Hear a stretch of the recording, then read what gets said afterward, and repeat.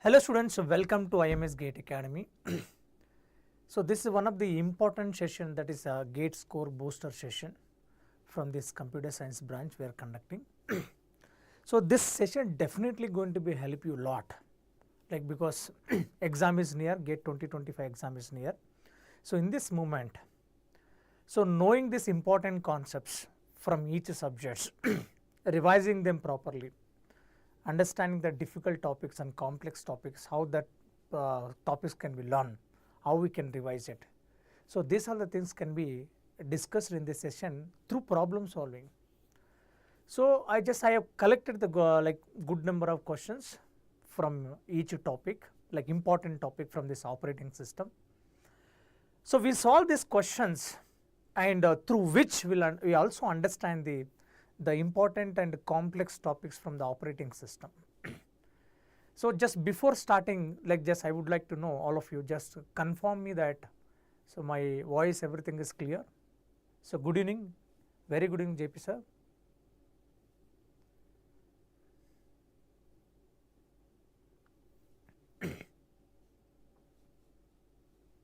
Yes.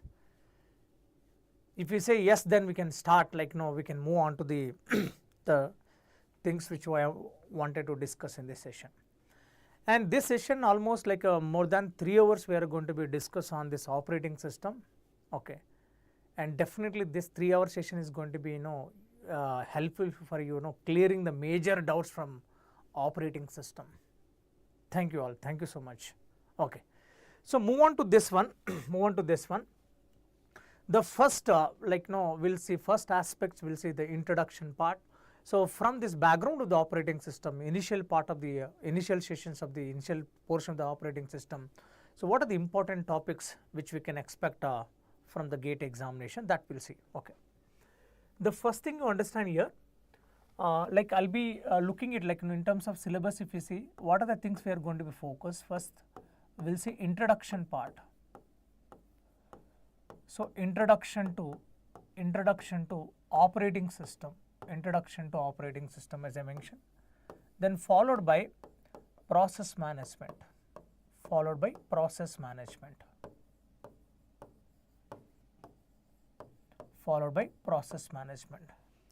So third aspect we'll see memory management.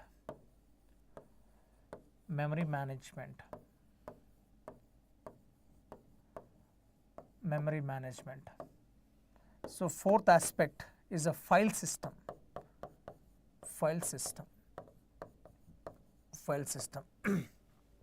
So these are the topics from which so we'll see these important areas and through question solving. So from like introduction part, understand, no? So basically you should know, like you might have studied from as a basics understanding what is operating system, classifications of operating system, various services and functions provided by the operating system, like understand what are the design goals.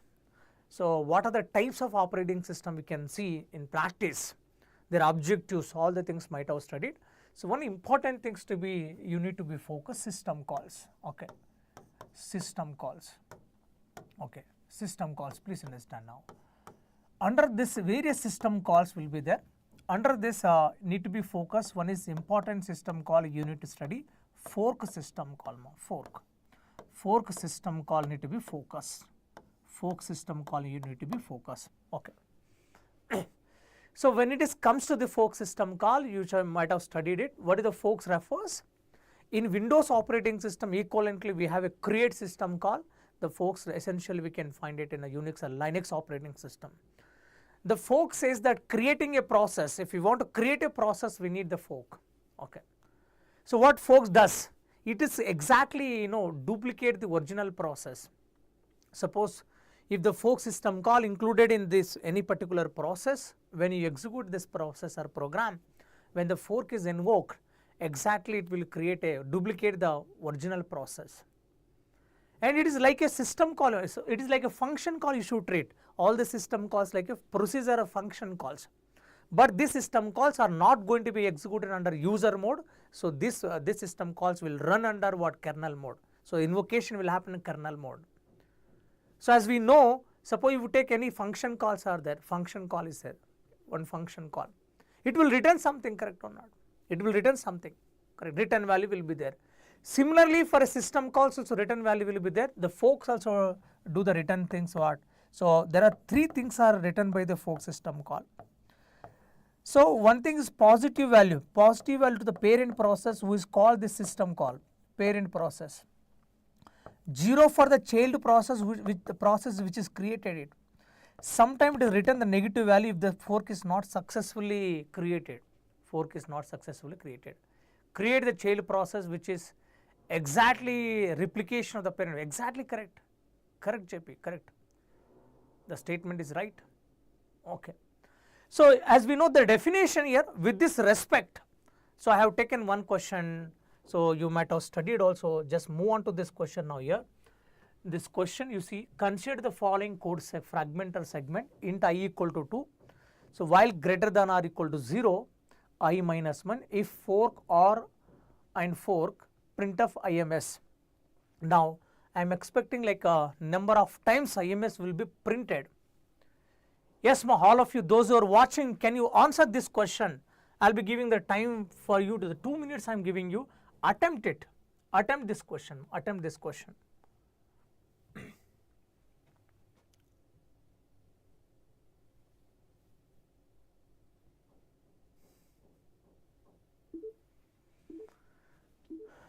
Try to solve this question. How many times IMS will be printed? How many times IMS will be printed?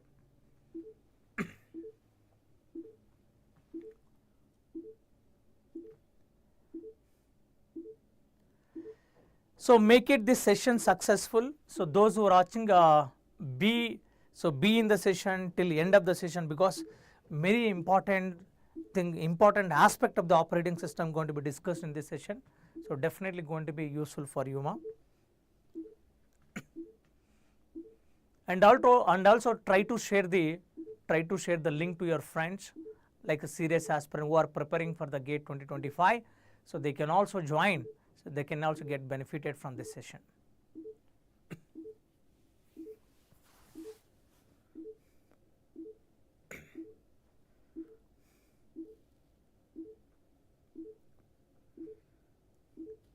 Yes, anybody attempted?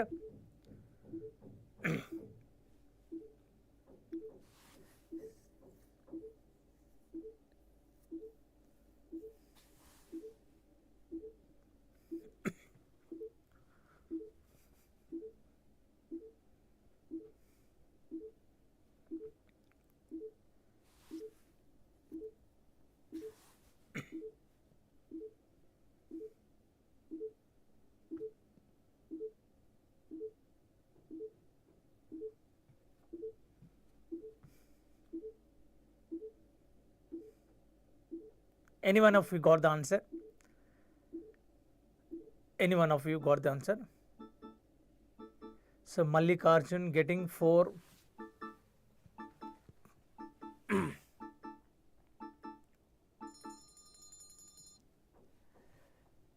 Yes. So JP getting 6 times IMS printed. 6 times IMS printed. You are saying correct? So can I treat this as entire parent process only, right? This is a process parent. Just I am considering this whatever the code is given, like this entire code is given, like I am just treating like a parent process. So parent process, right? Parent process. Parent process. Okay. Just take it like one thing you understand as a parent, as a process. Better we will use some binary tree form so that evaluation of this code becomes easy. So this we should know the only one to protocol. Whenever the fork is encounter, it will create a new children, duplicate as its parent. And for child process return the 0, for parent process return is what? Positive value, that is process ID only returns. So this we know, correct or not? So now as per this question, we should also know all this about this OR operator. So meaning of OR operator we should know. Based on this only the value going to be changes. The value going to be changes. Based on this value going to be changes, number of times this will work. So tell me all of you, those who are watching, what is the nature of the OR operator? If I say, so A or B, what does this mean? A or B, please understand now. If suppose we are going to check the B, it depends on the A value. If the A is positive, suppose A value is positive, then it is not going to be verified for the right hand operand. This is nature of the OR operator. If this left side operand A is 0, then we are going to verify either B is 0 or non-zero. The B is only evaluated when A is 0, correct? So similarly, we should also know this fork will encounter or not, whether fork will invoke for execution or not. So based on this going to be change the answer, correct or not. Let's try this parent process P I am taking, okay. Parent P, okay. So parent P started execution now. What happens now? I value to initialized. So performing for I minus, correct or not. In this moment, I value becomes what? 1. I value becomes 1. If any one is true, then go inside. Very good, very good. So very good, you understand. I value became 1, then it is encounter fork. So fork being called. When fork is encounter, it will create what? It will call jump to kernel mode. It shifted from user mode to kernel mode. So created process. So now created process I am naming as C1, children 1 code, understand now. So parent remaining is here. I am using just binary tree form so that evaluation becomes easy now. So parent code, just parent code what? So also I am writing, you know, child code. So child code, what happens child code? Roughly I am writing, I value became 1, correct or not? So if fork 1 or fork 2 is there, if condition is some printf is a short form written for, just short form I written this one, very short form. For child process written value is what? 0, correct or not? Yes or no? For parent process, this written value is what? Positive, correct or not? Written value is positive. So parent process not completed, even child process also not completed, right? Child process also not completed. My question to all of you, you tell me now, there are 2 processes created. Parent and child process both are there. So you treat like there are 2 processes in the ready queue. Now my question to all of you, so among these 2 processes, which process can be scheduled first? So which process can be scheduled first? There are 2 processes in ready queue now, child and parent process is there. So which process we should schedule first? Answer it. All of you. Those who are watching, answer it. It is a subset of the question I am asking. We will see this solution. You tell me. So there are 2 processes in now memory, that ready queue, one child process, what is parent process. Which one you have to schedule it? Should I schedule first child process, or should I schedule the first parent process, or any one of them? It could be the option C. Option A says that we should schedule the child process.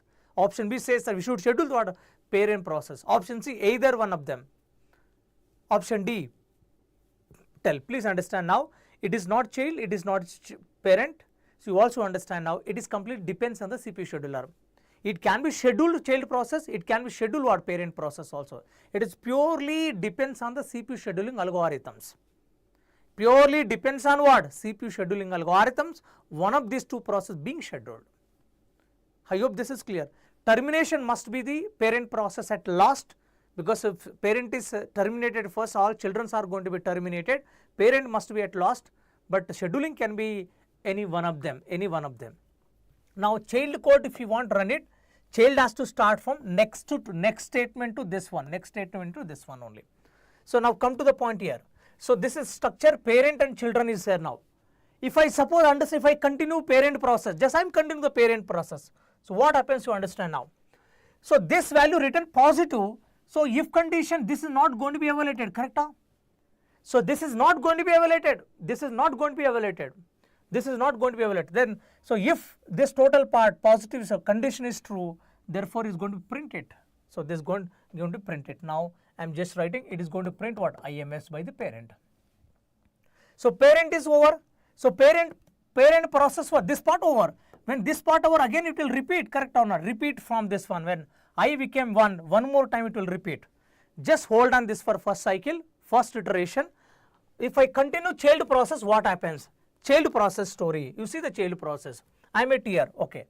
So one important point you want to understand, all of you, whenever child being called, when child is created, child process will not start execution from beginning, it will start from the next instruction to the current fork only.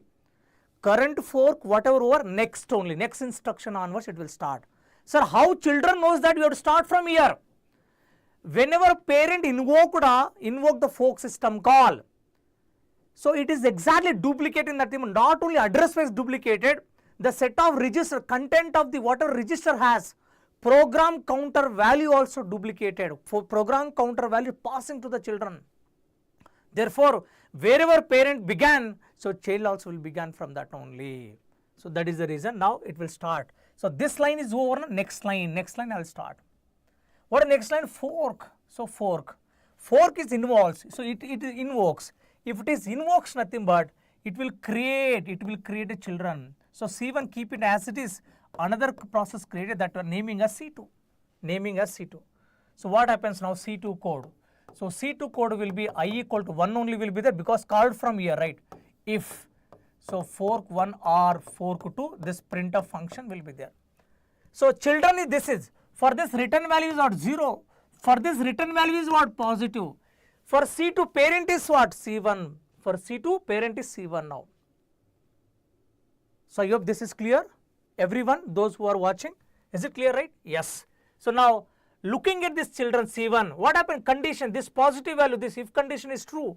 If this if condition is true, nothing but it is going to print, here I am writing C1 is a parent as it is, it is going to print IMS.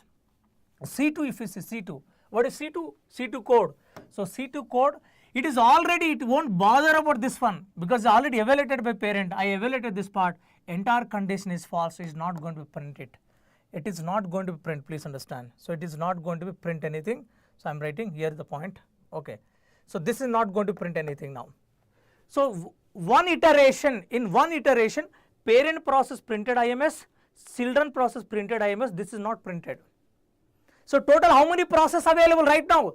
3 process available. One is parent, 2 children are there now. So now if you look at this code of, children, so children code if you see, C1 code I equal to 1, C2 code I equal to 1. So they has to repeat one more time, correct or not? Even parent has to repeat, correct or not? Parent has to repeat one more because I equal to 1. So initially I equal to 2, they can repeat it. When they repeat, what happens now?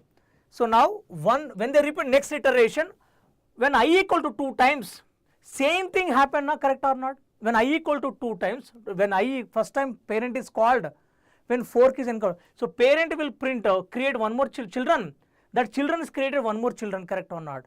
Now can you say when second iteration each process will print the two times of IMS or not? Tell me all of you.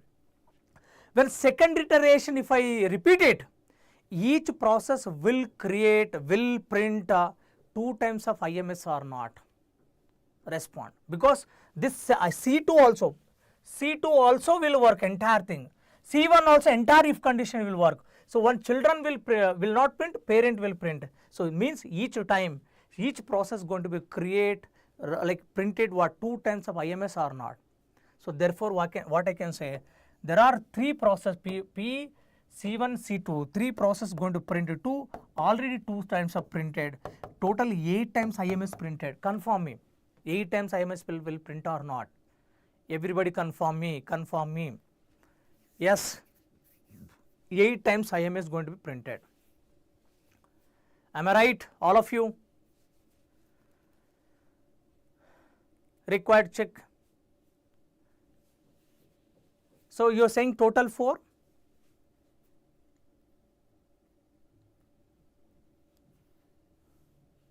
No. So run one more time. Just take an example, this one.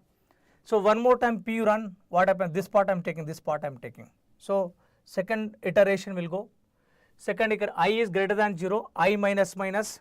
So now when it is run. So when it is run, I am taking I equal to 0 will happen. When this happen, then fork. This fork will encounter. This fork will create from this parent. So now what happens now? Here just I am shifting this part here.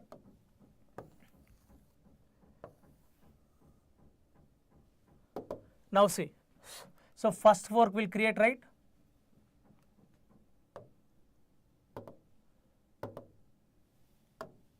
First fork will create. So now parent asterisk will be there. So children will create this. I'm naming as C3. Okay. When whole code repeats, okay, now parent children. For parent positive value written, correct? For parent what positive value written, this condition is true, positive value written, it won't evaluate, correct? This condition is true, it will print IMS or not. So it will print IMS, it will print it. Okay. So children process return value 0, second fork is going to be there, the second fork going to be evaluated, C3 asterisk, it going to print C4. So this won't print IMS, this will print IMS, am I right? Can you tell me this part of the code, is it correct or not? Everyone observe and tell me this is correct or not. When second iteration of the parent repeated, so this is scenario or not? Respond, everyone respond. So this is scenario we are going to be created. Hello. So JP, Mallikarjun, Vinay, those who are watching.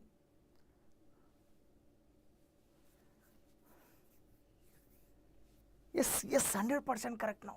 So how many times IMS printed now? So how this is not printing, sir? When child second part of the code will correct. This second part of the code will create for children 0 is printed, for parent positive will printed. So that children process this becomes a true. For it's a child process going to be what? False.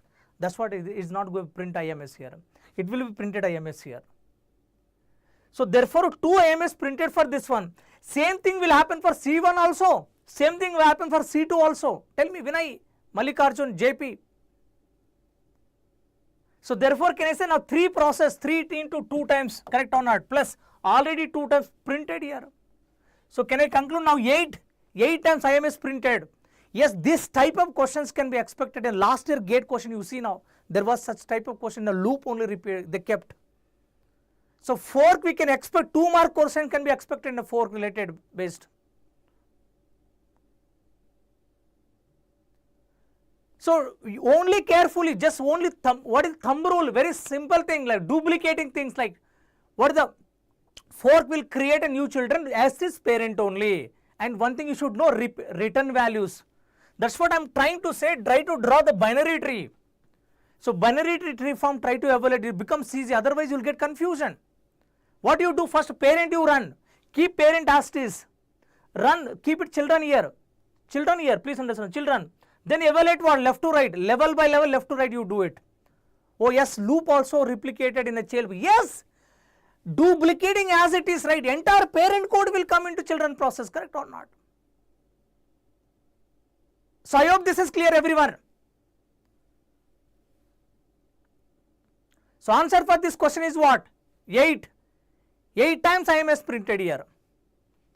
So one more thing, very important things I would like to discuss, my dear friends. Okay, we at IMS, you understand, we are test series plus is giving for 20% discount, and which includes more than 130 plus test series will be there, including chapter tests, subject tests like this, followed by 33 years previous year booklet you will getting. This is a physical copy will get now. 33 years GATE PYQ booklet you are getting, apart from 33 years GATE mathematics general aptitude also, having solutions like video solutions also, most of the important questions having like a difficult questions, for that video solutions also will be there. Now we will be having the support from doubt solving portal, as well as online revision score booster session like this we have. So post GATE guidance also will be getting after the GATE exam, and also will be guiding for the PSUs or other interviews for the post GATE. So this is these are the facilities we will be getting. So also 20% discount is there on test series 1. So you can enroll for this one. So apart from if you see this IMS, we have a live online program which has more than 800 hours of the live classes which available, and also support from the pre-recorded videos you can getting, and having the theory books, exercise books, almost more than 4,000 questions can be included in this one. Apart from 34 years of the previous year GATE booklet. So it is one of the premium product for IMS, you can say now. having of all these solutions, even alternate solution, video solutions also which have. So now another important property you can say, so my plan sessions already enrolled students experiencing directly you can contact the faculty, you can meet it, you can have a discuss your doubts or get the strategies, preparation strategy, all these things can be getting here, followed by 130 online test series including subject, multi-subject, mock tests like this we have. So these are the features included in this online program for 25 and 26. Okay. So coming to the point, so now we'll move for next concept. So from the first chapter only majorly focus on the system calls, some good number of questions you can practice like PYQs and all, so that is sufficient from that. So from second chapter, process management, in which 4 sub-concepts I am going to be focused now. One is process concepts. All of you please focus here. First we will focus on process concepts, followed by CPU scheduling algorithms. CPU scheduling algorithms, CPU schedulings. Then third one we will see in the third aspect we are going to see IPC, inter-process communication, synchronization as well as concurrency part. Concurrency part we will see in this one. The fourth aspect we will see the deadlock. Okay, so deadlock. So these are the sub-concepts we are going to be covered from process management. Okay, so related to some questions also, so we will see related to this topic. Okay, you tell me all of you what is mean by process, what you understand of the process. Yes, tell me mom, what is a process?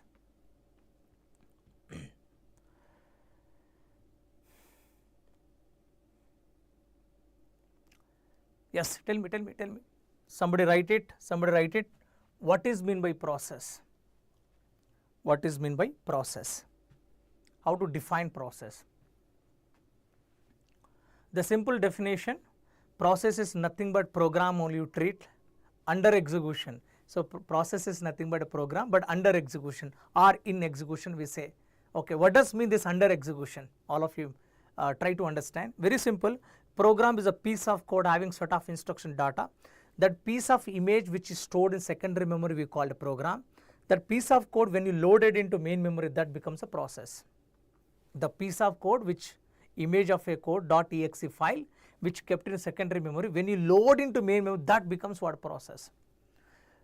So part of the program which is under execution, it is itself program, itself process, please understand. It can be some part, we can stream it, or entire program you can make it as a process. Very simple, you understand. I am calling as a faculty, correct or not, or teacher. Okay. So if I go at home, so I will become as a son to my parents only, correct or not. It is a normal person only, right? When it comes to the class, it becomes teacher.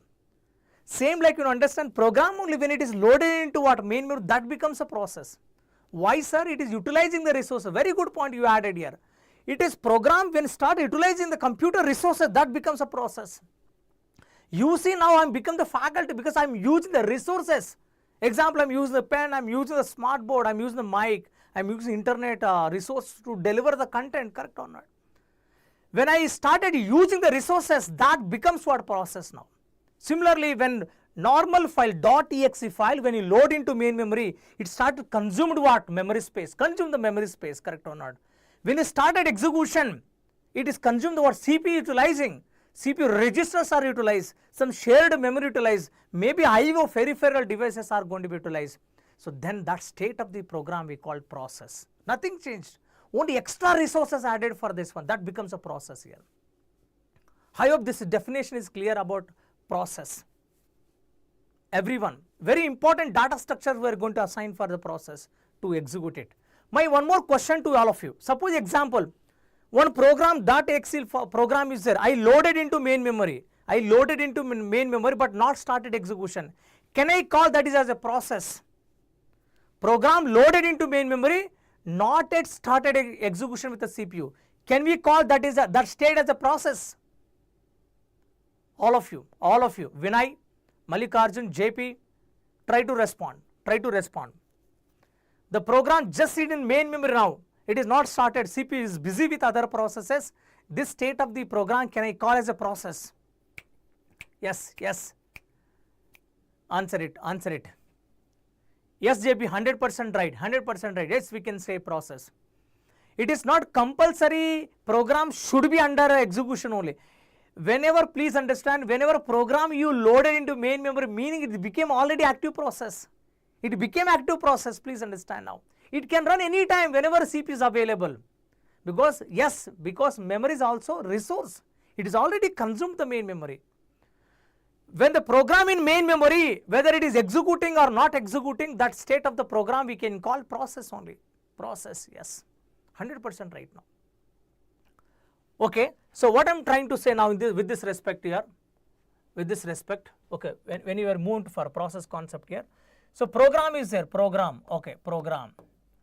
So program has what? Set of instruction that we called code plus data section is there, data section. So data section can be a static data or dynamic data, correct or not? Dynamic data, right? Dynamic data now. For this program, some various resource I am adding. Essential resource is a stack, memory stack we are adding. So do you know purpose of stack? Do you know purpose of stack which you are assigned to a program? To maintain the activation records when started execution. It's essential data structure we should assign it. For a dynamic data we are adding heap area. We are adding heap area. We are also adding some CPU registers. CPU registers we are adding. CPU registers. Essential register is a program counter which represent the current activity of a process. Whether what instruction is executing created by this one. Other set of special type of registers also we are assigning. Some standard files we are going to assign, input, output and error files. Very standard files we are going to assign. So that state, so this state we can call, this part we can call as a process now. So this is a process now. So this becomes a process, please understand now. So this becomes a process. This part is only program, this only program, correct or not? This only program, right? This only program. For this program image, other things are added now. This becomes a process now. I hope this is clear now. I hope this is clear now. So now process must be created, correct or not? Process must be so created now. As per the, you understand, as per the developer view point of view, process we can call it as a data structure, please understand. As a programmer point of view, mean operating system designer point of view, we can treat process as a data structure. So data structure as, like, understand various operations, various attributes also there, correct or not? Various attributes. So attributes in terms of process ID, process name, process size, process group ID, like this, no? Memory related information, file related information, like device related information. This all the information we are capturing. You tell me, all of you, all attribute information of a process we are keeping one important data structure is called dash. Which data structure we are assigned for each process? Tell me, important data structure we are going to add it. Important data structure we are going to add it. Tell me, under this one. Yes. Respond all of you. Very important data structure we are going to assign for each process to maintain attribute information, PCB. Very good. Process control block, correct or not? Process control block is a kernel data structure, please understand. It is a kernel data structure, correct or not? Created by OS only. Created by OS only. What this PCB contains? All attribute information. All attribute information, correct or no? All attribute information. So information about a process, about a process. Please understand, every student has ID card. When you register in the course, you will be getting ID card.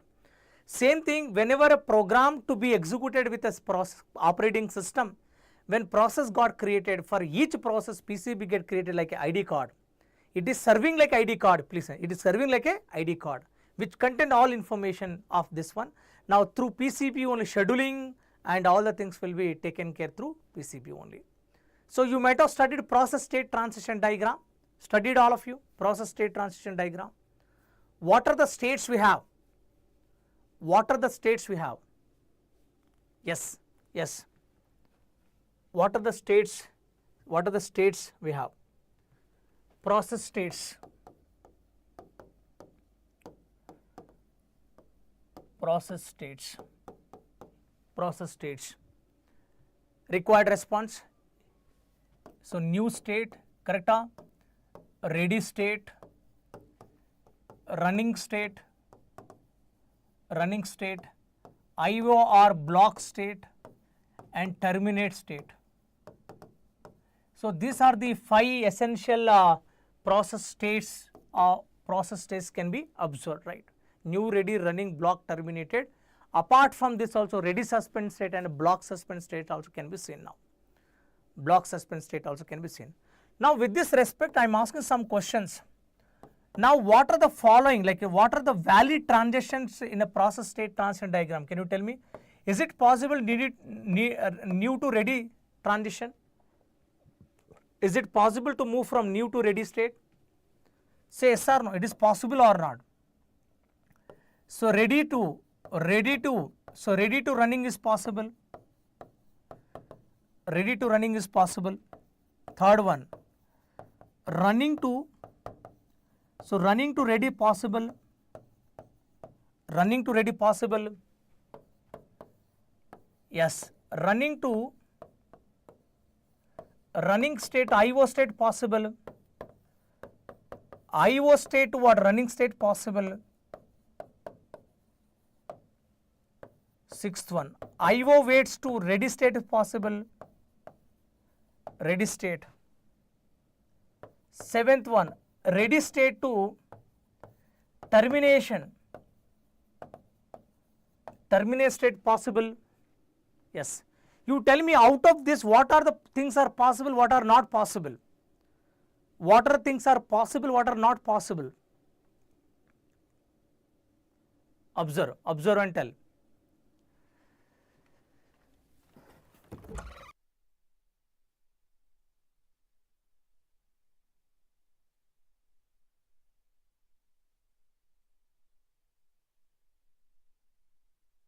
Yes, Vinay, Mallikarjun, JP, yes. What are the states are possible?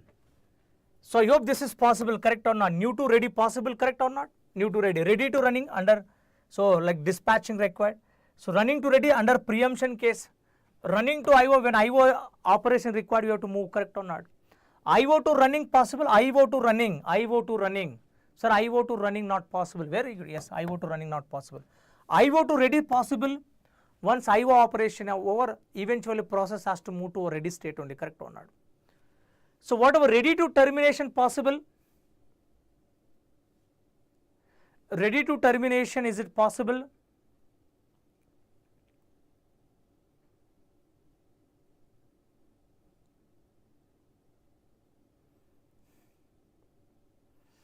Amma, please understand, process termination can happen from any state. There are 2 types of terminations will be there, please understand. One is normal termination.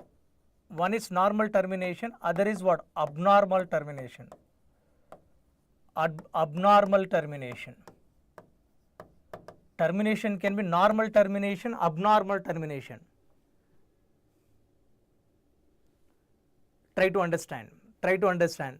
Normal termination of the process will happen from running state. Once execution is completed, process can terminate it because you have to release the resources. During execution.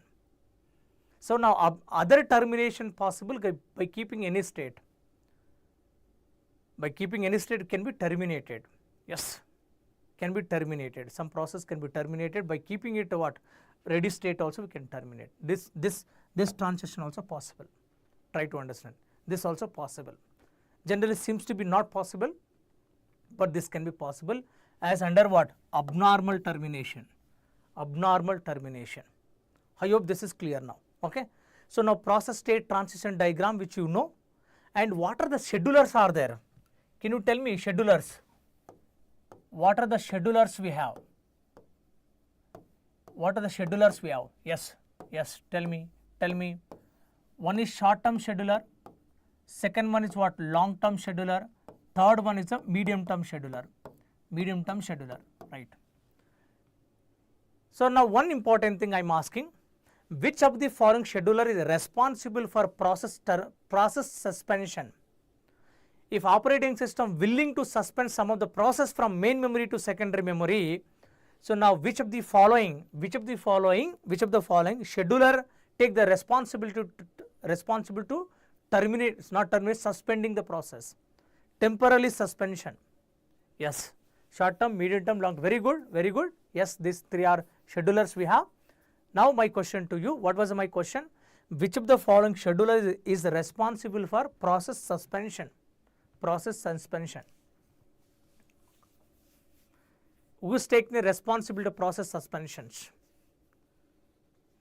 So medium term scheduler, short term scheduler, long term scheduler, among this which one? Very good, Parthasarathi. Medium term scheduler, the responsibility what? Process suspension. Now one more question to all of you. Very good, very good. Yes. So when I try to understand medium term scheduler, short term scheduler take the responsibility of picking a PCB of a process from ready queue and assigned with the CPU only. Dispatching, context switching. Now one more question. Context switching performed by which scheduler? Context switching is performed by which scheduler among three? Context switching. Context switching. Yes, yes. So all of you, I am recommending you keep your notebook and pen. So all unknown information, if you feel this information important, you have to write down. This information will help you to solve the MSQ type questions under process management. Highly possible MSQ question from in this area. Yes, what was my question? What was my context switching is performed which scheduler among this one? Scheduler. Which scheduler? Either short term scheduler or long term scheduler or medium term scheduler or none of the above. Who is taking the responsibility of perform the context switching?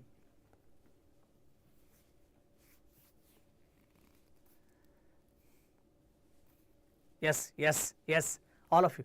Yes, a dispatcher is there, but dispatcher is part of what? Please understand, dispatcher is part of, so dispatcher is a worker of. So dispatcher is the worker of short term scheduler, is part of short term scheduler only, is part of the short term scheduler only. Very good point. And who is taking the responsible degree of multiprogramming? Who is controlling the degree of multiprogramming? Sir, certain moment of time I want to create more processes. I want to create more process in the memory. I want to decrease the load on the processor. Who is controlling the degree of multiprogramming? Yes, answer it also, all of you, those who are watching. Yes, yes. Which scheduler is controlling the degree of multiprogramming? Which scheduler? Job scheduler. Who is a job scheduler now? Very good, very good. Long term scheduler. So long term scheduler controls the so degree of multiprogramming. Degree of multiprogramming. Degree of multiprogram. Very good point. Very good point. Yes, this is information is enough to capture. Very good. Very good. Long term scheduler take the responsibility of controlling the degree of multiprogramming. Is it clear, all of you? The points are clear. Huh? Now coming into the point, we'll see some questions. Okay, so before this we'll move on to so next point 2.2 discuss on CPU schedulings. CPU schedulings. Okay, CPU schedulings. Okay, CPU scheduling. Please understand now. So these are the decision making policies. CPU scheduling algorithm, that is decision making policies. So now when this CPU scheduling algorithm is required, you understand, whenever ready queue is having more than one process, more than two processes are there. More than two process means more than two PCBs are there. Now, so dispatcher, this short term scheduler, please, dispatcher as a short term scheduler has to pick one of the PCB and assign to CPU, correct or not? When more than one is available, definitely we need to take the decision. So based on the various decision making policies, so we are going to pick the PCB of a process from ready to running state we are assigning. Now very, very important question I am asking all of you. Tell me, so we have to perform the context switching, correct or not? You have to load the PCB from ready state to running state, you have to load it, correct or not? Now to perform the context switching work, do we need support of operating system or not? Respond. To perform the context switching as a task to load the PCB from ready state to running state, is there involvement of the operating system? Is there involvement of the kernel? Kernel support is required or not? Can we do this operation without kernel or with kernel? Respond, respond. Very important statement.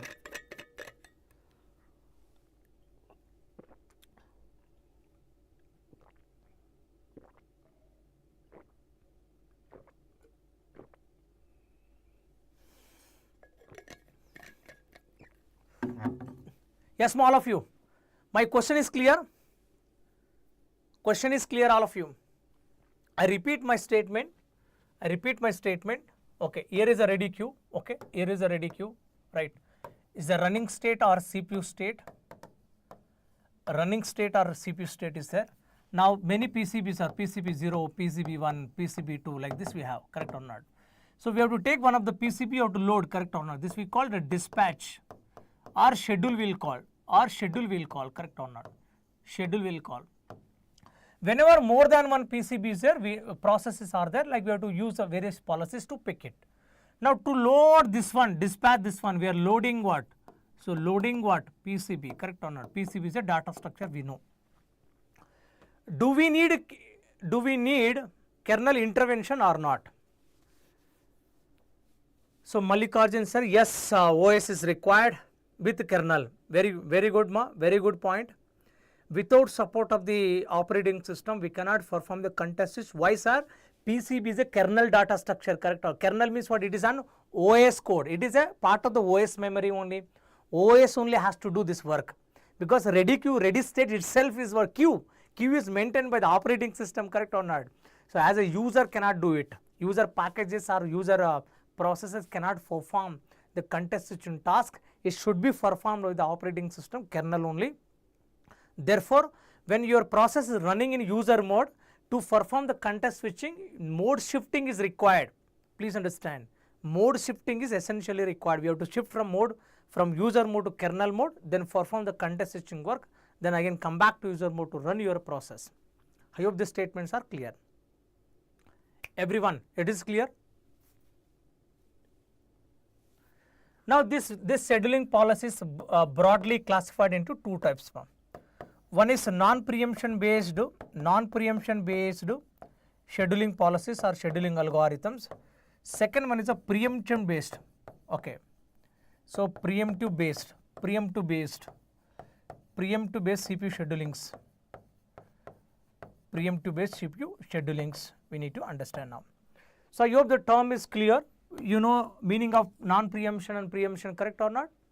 So when I say non-preemption, very simple. Once a CPU allocated a process, suppose this is CPU, when the CPU is allocated a process, now process can release the CPU voluntarily only. When it is wished to release the for IO requirement or any system call encounter, it can release it. Otherwise, this process can release once completion of execution, like after termination, and execution is over, then I can release it. This we called what we can say non-preemption mode. Preemption nothing but once CPU allocated a process, now before its completion, forcefully we are deallocating CPU from the process which is holding, that we called preemption. Now various applications we required preemption based things, so we have to study non-preemption as well as the preemption based things need to be observed. So before moving into various CPU scheduling algorithms, some process times we need to be understand. Okay. So process times we need to understand. We know about arrival time, right, all of you, and submission time or schedule time, you know, I hope. Completion time like bus time or service time, I hope you know. Bus time or service time we can call it. The fourth one is a completion time. The fifth one is our turnaround time of a process. I hope this is clear, all of you. So waiting time of a process. The bus time or service time, two things are there. One is CPU bus time, yes or no? Other is what? IO bus time, correct or not? One is CPU bus time, other is what? IO bus time. Yes, yes. Can you give me expression to calculate the turnaround time? All of you. Turnaround time of process, how we can calculate? turnaround time of a process. Everyone,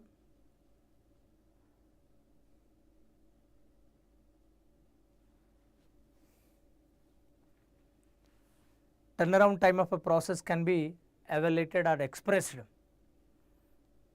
Yes. Completion time minus what? Arrival time of a process or not?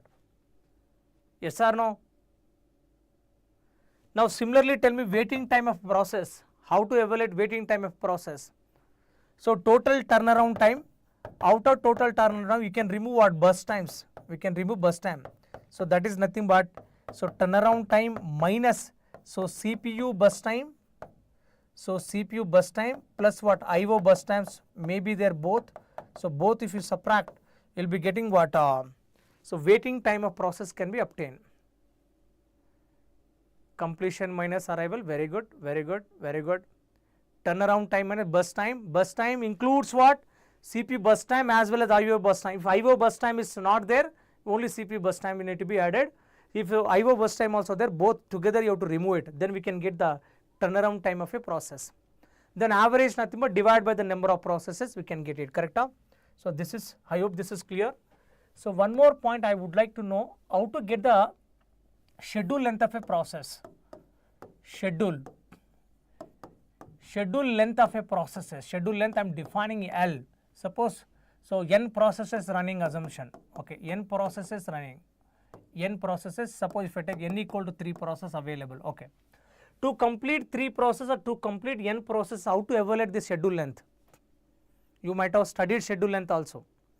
One group of process when I scheduled it to complete, how much time this group of process has taken to complete it. How to define the schedule length of a process? Schedule length, one schedule. Maximum completion minus minimum, very good. Maximum completion of a process minus, so minimum arrival. Maximum completion minus minimum arrival, very good point, very good. Now, how to define a throughput of a process?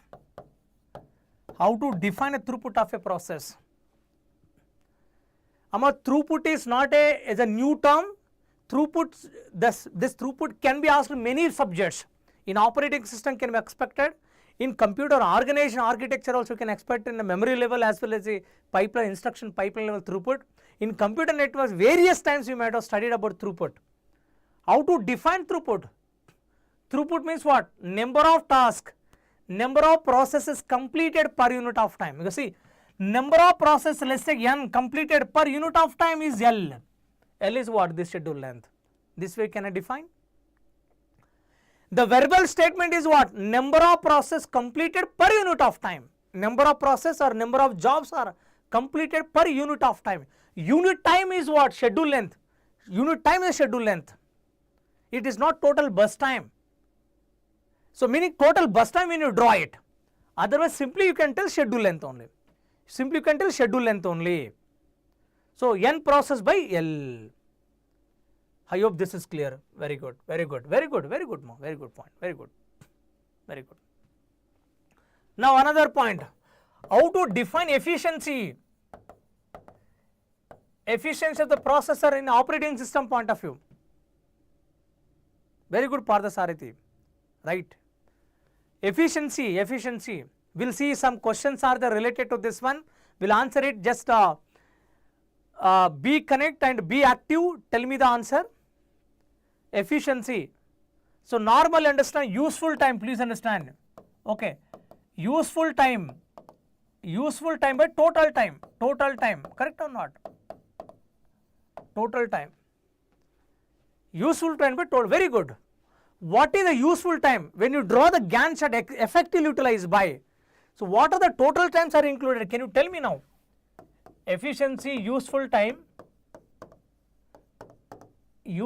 total times. Total time nothing but you understand here things are in useful time is there plus scheduling overhead also we have, please understand. Scheduling overhead time, this generally we represent with delta plus CPU ideal also sitting sometime, idleness time, CPU idleness time. So this all need to be considered. CPU utilized by schedule length, nothing but this value is nothing but sometime we need not given, you should calculate this all. Useful time anyway, look at your Gantt chart, you can get it, and schedule overhead delta we represented. Schedule overhead nothing but contest switch time only na. Contest switch time, then CPU idleness may be, so ideally sitting in this during schedule only. During schedule this may be sitting ideal. So that need to be calculated. This we can say efficiency of the processor we can define it. Efficiency of the processor can be defined it. I hope this is clear now. I hope this is clear now. So now coming into the point here, various algorithms, CPU scheduling algorithm if you see, okay, some are non-preemptive, some are what preemptive. Some of you name it, all of you. First come, first serve. We'll briefly discuss all of them. Second one is what? Shortest job first or shortest process next. Shortest remaining time first algorithm. Fourth one, LRTF, longest remaining time first algorithm. Fifth one, highest response ratio next, correct or not? Sixth one, priority based algorithms. Seventh one, round robin CPU scheduling algorithms, correct? So these are the main essential part you can see, and most important for GATE, SRTF many times asked, round robin asked, priority asked, like shortest job first asked, like these are the important algorithms we can tell, now just I am making 3 points I will tell you now. Some are you just tick mark it, we have to tick mark, non-preemption based, some are preemption based, some are starvation. So starvation is possible or not, we have to observe it. Okay.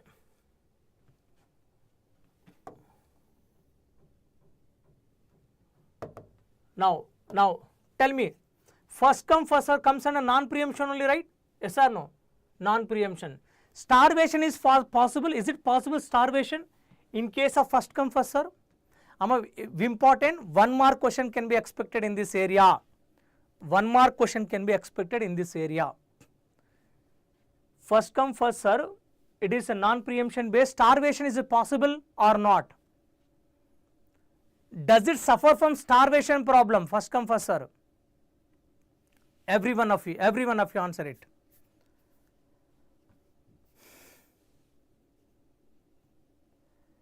Sir, it is not suffers from starvation but has a problem of what? So in dynamic situations, convoy effect will be there. Convoy effect, correct or not? It suffers with the problem with convoy effect. Very good. What about shortest job first? Shortest job first also non-preemption based only, correct or not? So does it suffer from starvation? Quickly answer it. Shortest job first suffers from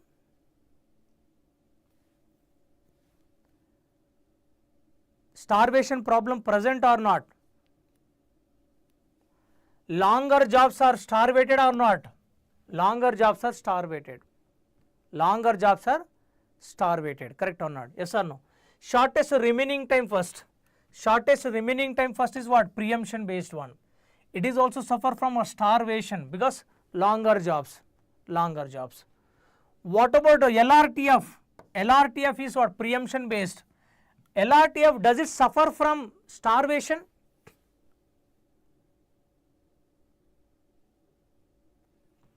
LRTF, does it suffer from starvation? To avoid confusion, I am marking like this.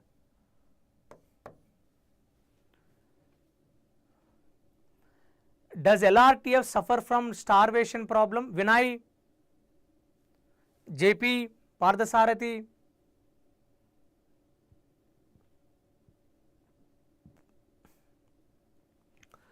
LRTF does not suffer from starvation, please understand. It is not longest job first, it is the longest remaining time first. Whenever two or more process, burst time becomes same, please understand, we are giving lower priority process to run it, lower ID process to run. Sir, yes to show, no, that is a misunderstanding. You have to observe, JP, you have to observe clearly. Suppose if I take the scenario, just two process, if I take process P1 is there, process P2 and process P3, suppose 0 came assumption, this required 2 unit of time, this required 4 and 8. Which process I should schedule first, tell me? If I run longest remaining time first algorithm, which process I should schedule first? Which process we have to schedule first?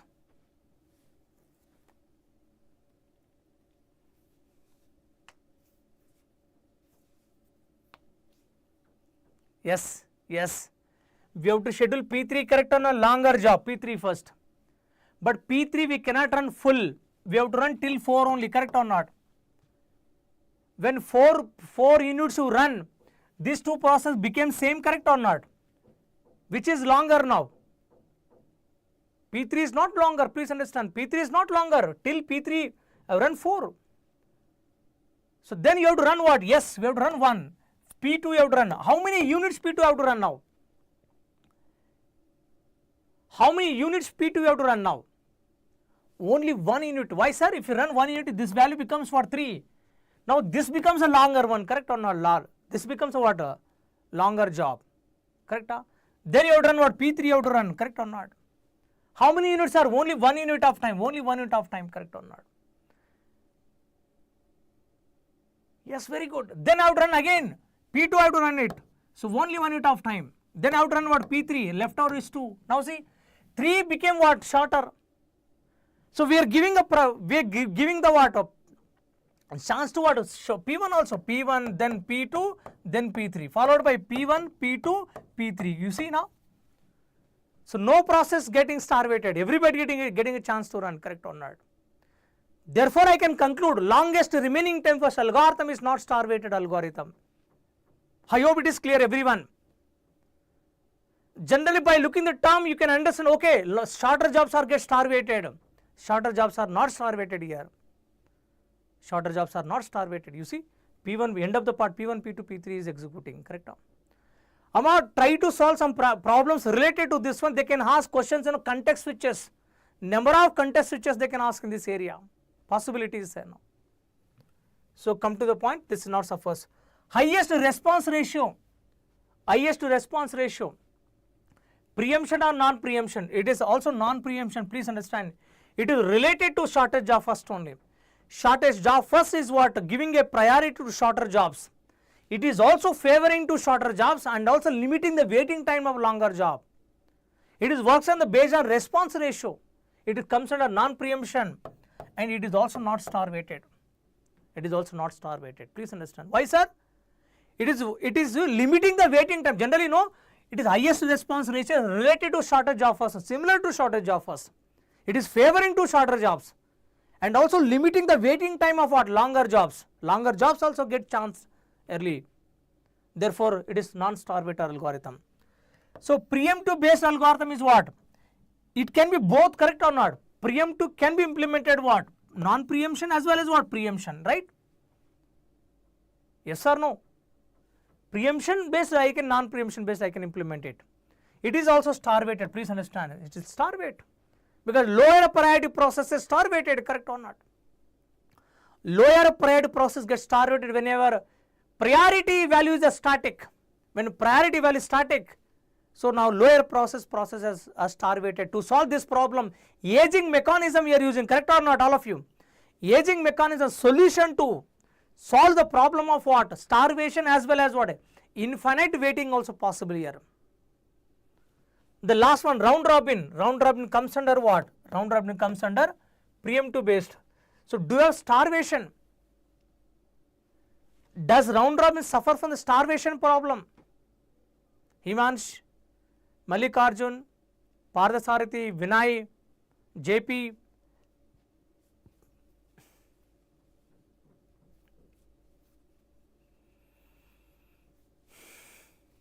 Each one of you respond. preemption, yes, preemption based. So it won't suffer from starvation. Like this, you know, this information you can capture it, take the screenshot of it, please understand now. So theoretical questions can become 1 mark question can be expected in this area. Highly possible, ma, please.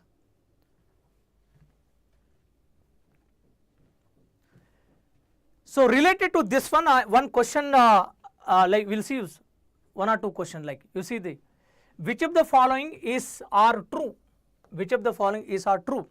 So related to round robin algorithm, if the time quantum is extremely small, round robin can result in a large number of contest switches. Option B says average turnaround time of a set of processes does not necessarily improve the time quantum size increases. When time quantum size increases, average turnaround time is saying that not necessarily what improves means reduces here. Average turnaround time of set of process does not necessarily improves means what reduces when time quantum increases, they are saying that. Average turnaround time can be improved if the most of the process finishes their next CPU burst time in single time quantum. The statement says now processes have to wait not more than n minus 1 into q time, you need to get their chance in a round robin algorithm. So now tell me what are the statements are right. Very important statement which are related to what round robin can be seen. Yes, do respond everyone.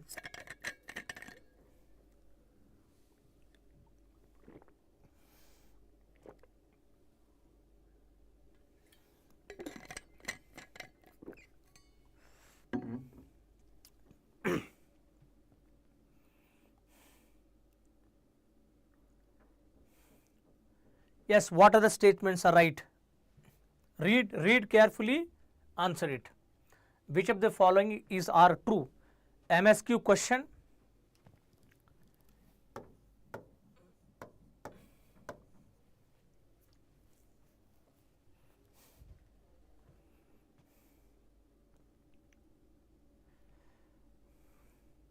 Yes.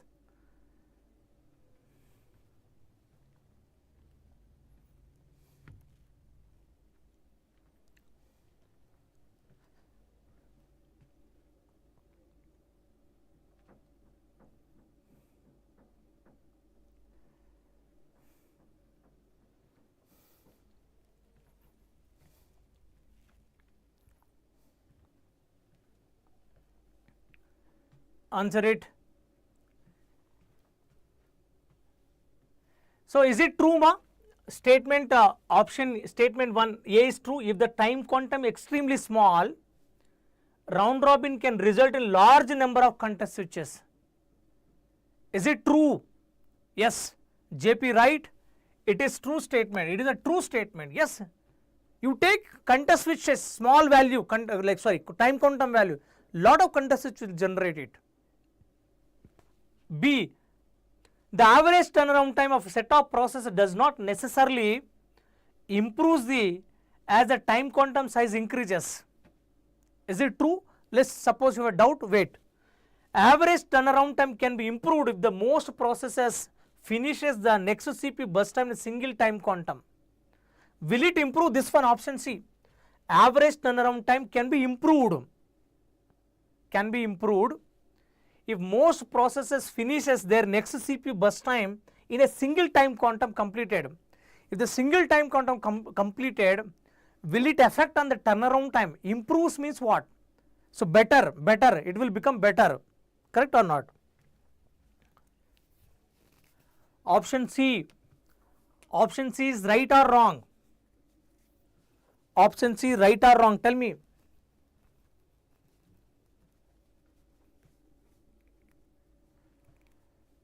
Vinay, Mallikarjun, Parthasarathi.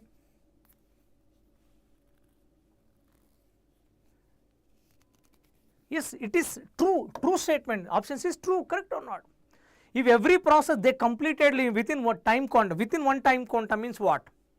So total what you can say, turnaround time also will come less or not? What about this one? Processes have to wait not more than n minus 1 q, where the q is a time quantum. Q is the time quantum, N is the number of processes, time to get their chance. Option D also right, correct or no? Option D also right. Is it not? Suppose group of schedule a process, you schedule it. Any process you see like they are coming in a queue, correct or not? Maximum time a process has to wait, get a chance means what? Remaining other processes they are running their one time quantum, correct or not? Maximum I have to wait, otherwise sometime before only I can get it, correct or not? If the full schedule is not came, so before only I can get a chance to execute with the CPU, correct or not? Yes, Vinay, is clear? Parthasarathi, Himanshu, the statement D is clear. Now look for this. So time slice expires, then other process get chance in the queue. Yes, yes, yes.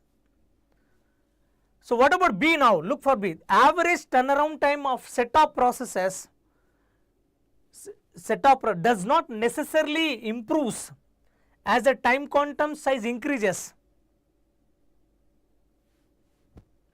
When time quantum size increases, will it improve the what turnaround time will reduce?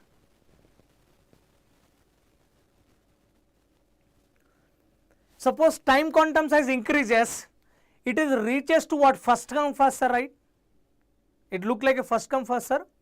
So time quantum of a process increases, it can degenerate to first come first serve or not? Respond, respond, respond, respond, all of you.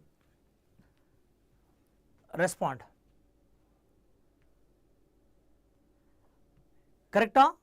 When time, they clearly mentioned, row. So when time quantum size increases, when time quantum size increase means what? Increase means what? Time quantum increase. Time quantum will increases, it is approaches to what? Approaches to what? First come first serve. Under first come first serve, you tell me average turnaround time will be minimal. Under first come first serve, average turnaround time will be minimal.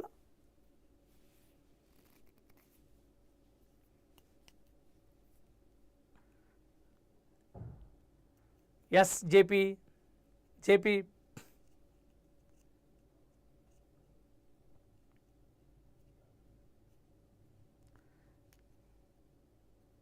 First come first serve algorithm you have studied, correct or not? You know. Now under this, suppose if I compare the shortest job first, so it's not minimal, correct or not? Now you read whether correct or not. Average turnaround time of set of processes does not necessarily to be improve. Improve means what? You should get minimal, correct? When I increase the time quantum, when time quantum increases,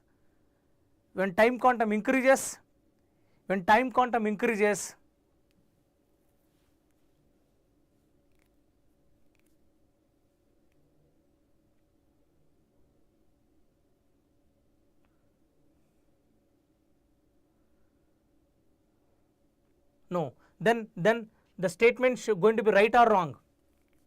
JP and Vinay, Mallikarjun, answer it.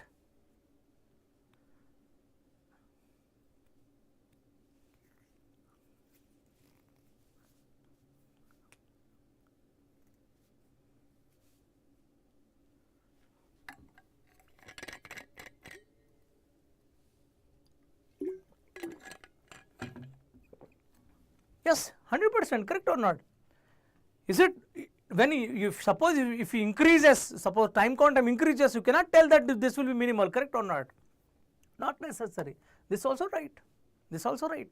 This statement also going to be right. So this way we can solve the question. Quickly we will move for one more question. Now see, consider round robin process scheduling algorithm. In a first case, time quantum is 2 milliseconds, while second case 4 milliseconds I am taking. Computer change percentage increasing the average waiting time in the second case compared to first case. Assume that all processes are at the same time. Ties are broken by smaller process ID. Ties are broken by the smaller process ID. Now, so table of data is given. Now tell me changes in the percentage. Changes in the percentage. So case number 1, case number 2. Work out, all of you know. Some people work out with 2 milliseconds, some people work out the 4 millisecond, check for the changes. What is average waiting time? You need to calculate average waiting time, you need to calculate. Quickly draw the Gantt chart. Quickly draw the Gantt chart. Quickly draw the Gantt chart for each case. You take P1, P2, P3, P4, 14, 4, 6 and 2. 14, 4, 6 and 2.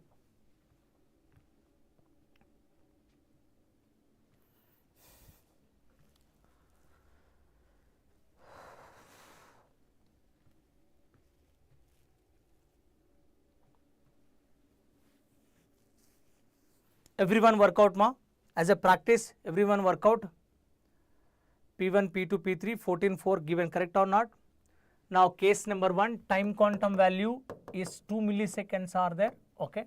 So drawing the Gantt chart.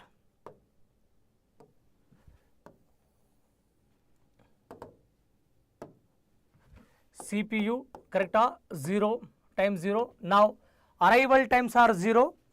So with they'll go with what process ID is only, right? P1, P2, P3, P4. Sorry ma, sorry.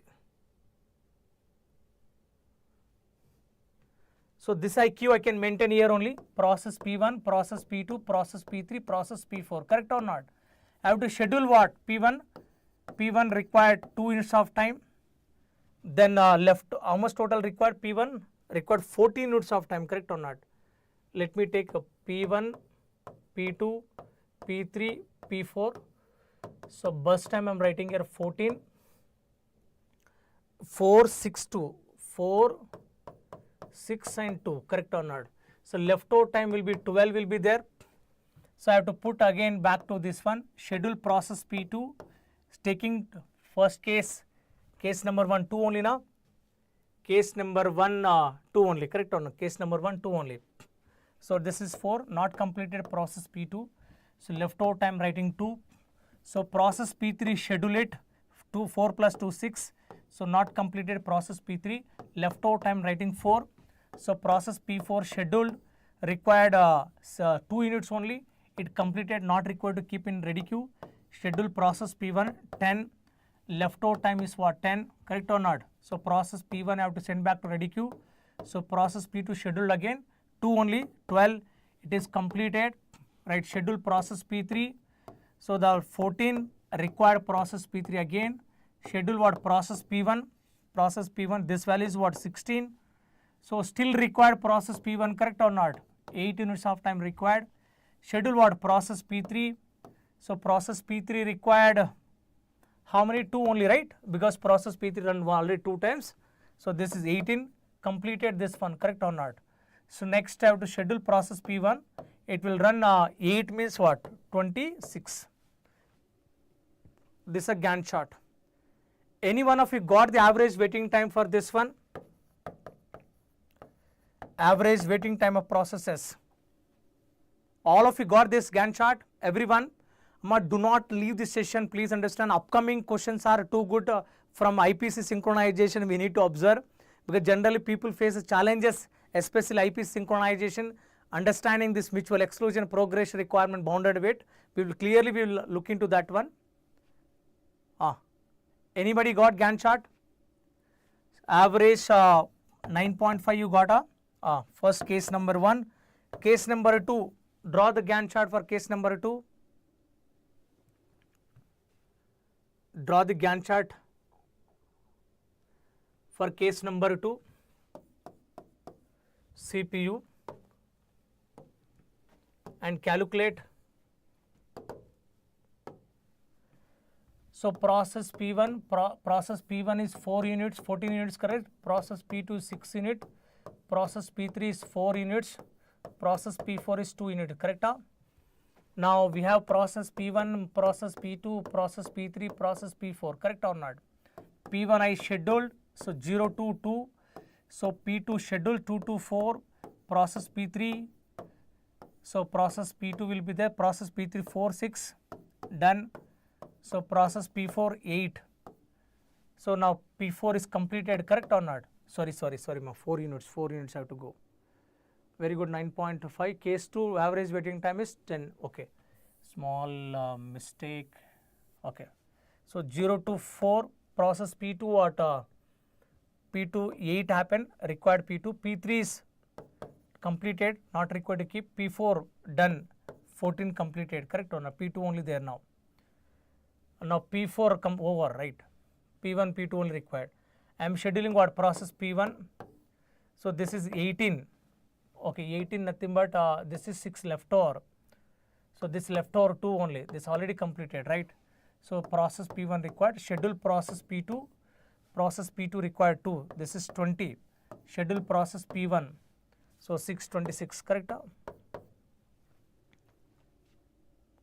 Case number 2. Case number 2, average. So waiting time, how much you got? 10. 10, okay. Now change in percentage, how much will come? Change in percentage.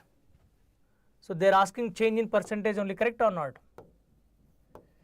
Change in percentage equal to 10 minus, so 9.5 by 10 into what? 100% only now. Correct? We are comparing 2 to 1, right? 10.5 or 10, all of you tell me correctly. Case number 2. Case number 2. Vinay, oh, all are getting different. Gantt chart is correct, huh? This Gantt chart is correct.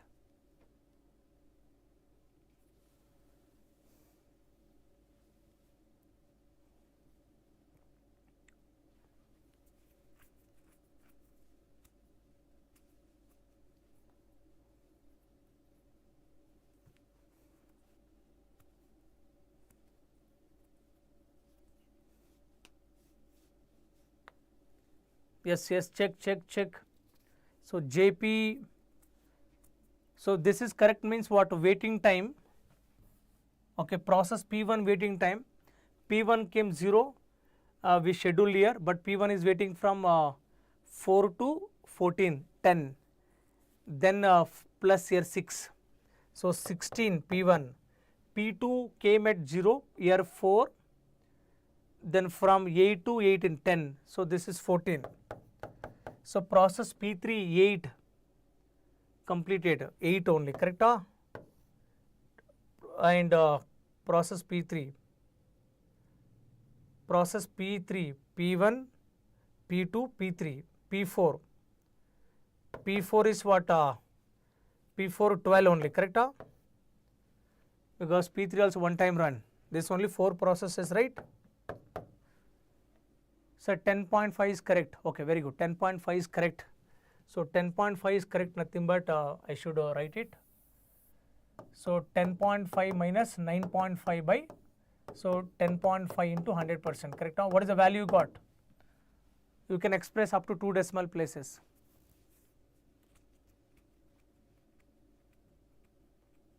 So 10.5, correct. Quickly answer it.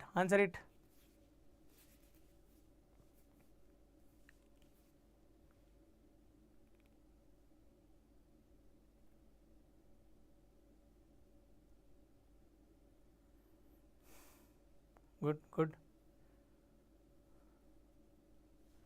P1 waiting time is, P1 waiting time here is 0, 10, acha year to year only, correct or not? 2, 12 only ma, 12. P2 waiting time is 4, P3 waiting time is 14, 12. Okay, very good. What is this value you got? So that you can do it, correct or not? That you can do it. Come to the point, again some statement given. So which of the following statement is or true? Okay. Shortest remaining time for scheduling may cause starvation. Preemptive scheduling may cause starvation. Longest remaining time for scheduling does not cause starvation. First come first search is better than round robin scheduling algorithm in terms of response time. Starvation problem is when low priority processes might never get executed. Aging is a solution to starvation problem where priority of a process is increased with the time. Processes with the same priority does not get executed by the CPU. Tell me, what are the statements are true? Yes, it is help you like for MSQ questions. Tell me, what are the statements are true? So there are many statements, 3, 6, 7 statements are there. 7 statements are there, out of which how many statements are right, what are the statements are right? As per your knowledge, we have seen also.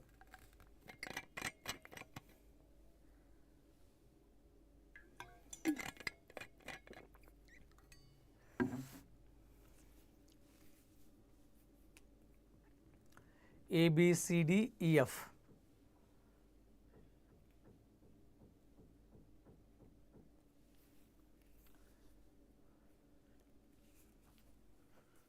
What about other people? Vinay, Imalshu, Padasarthi,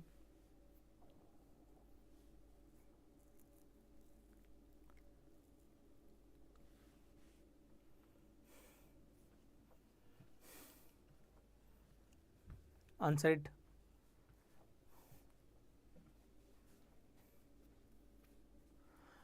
See, my dear students, from operating system, if conceptually strong, so 99.9% accuracy you can maintain it. It is a scoring subject. We can also expect average marks from this subject. 10 marks can be expected. 10 marks can be expected from this subject. It is happening from the previous years. It is one of the scoring subject. But though some questions are lengthy, but still you have to solve it. Solvable area, solvable area.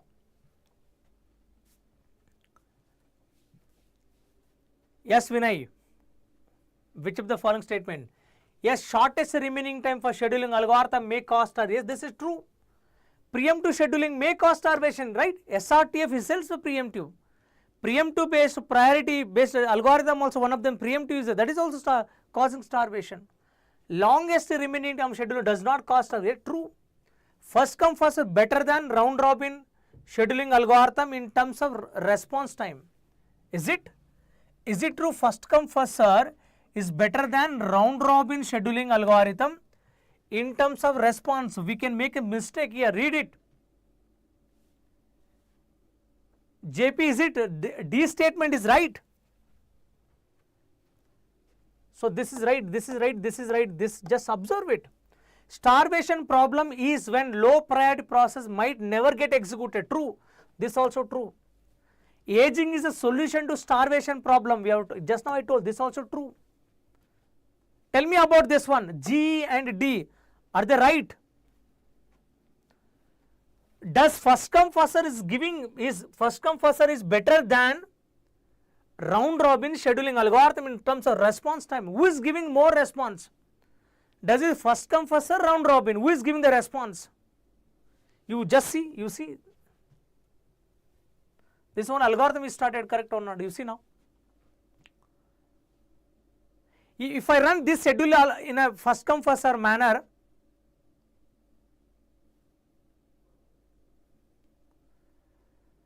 effective utilization round robin is so good responsiveness. No, that statement may be right. Now you just see P1, P2. Generally, if I run this schedule in case of first come first serve, when P4 will run, when P4 will get a chance for execution, you tell.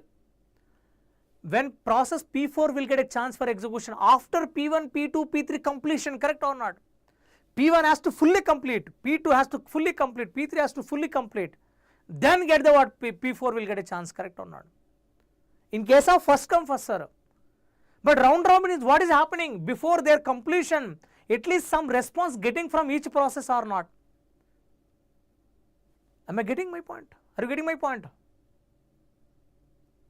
Before their completion, each process getting a responses. Now tell me, so what this statement is right?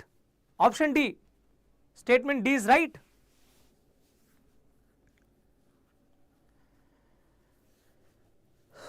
Required response. And also all of you know, we planned other subjects also from computer science. So most of the other subjects also we are going to take as a score booster session in a upcoming week. So next week we plan computer architecture, computer networks also we plan, DBMS, data structure algorithm we planned it. So try to utilize this session. D, statement D is right or not? Statement D is right or not? Statement D, is it right? That is JP, please. We have to be carefully, we have to read carefully these statements. So like if you read like this becomes what? A true statement, correct or not? This is incorrect statement. Processes with the same priority does not get executed by the CPU. Why not? It will execute, correct or not? Whenever two or more processes having same priority, we have to go with what? Process ID is correct or not? Lower process ID we should allow to schedule it, correct or not? This is incorrect. We can schedule it. Definitely we can schedule it. Definitely we can schedule it. Yes, statement D is false. G is false, D also false. D also false. Very good, very good, very good. D is false. Okay. So come to the point now. Some more like, so list A, list B is there now. New state, ready state and running state and sleeping. What is the new state? Waiting for the short term scheduler to pick up process. So can I map ready to what? This one only. Waiting for short term scheduler to actually pick, because short term scheduler only. Short term scheduler only picking a question, picking what? PCB from ready and assigned to CPU, correct or not? So running state, program just got loaded into RAM by loader. So where is the loader comes into picture? Program just got loaded into RAM space by new state. New state nothing but you have to load only, correct or not? Yes or no? So this I can map. So now utilizing the CPU clock cycles nothing but our running state only, correct or not? Process got blocked to perform the IO operations, correct or not? That's nothing but sleeping only, right? When I say sleep, sleep is a system call, right? That means what? You have to sleeping is a system call, the process is blocked, nothing but shifted from running state to what? IO state, correct or not? Is it correct? Mapping is correct now? No, take the screenshot. Did you take this one, ma? Important statement, it will be useful for you. Did you take this screenshot, everyone? Anyway, you will be getting the PDF also in Telegram. So we are going to share it, and I think the team is going to attach this PDF to in a description. But still you can take this information. Okay. I hope this is clear. Is it clear?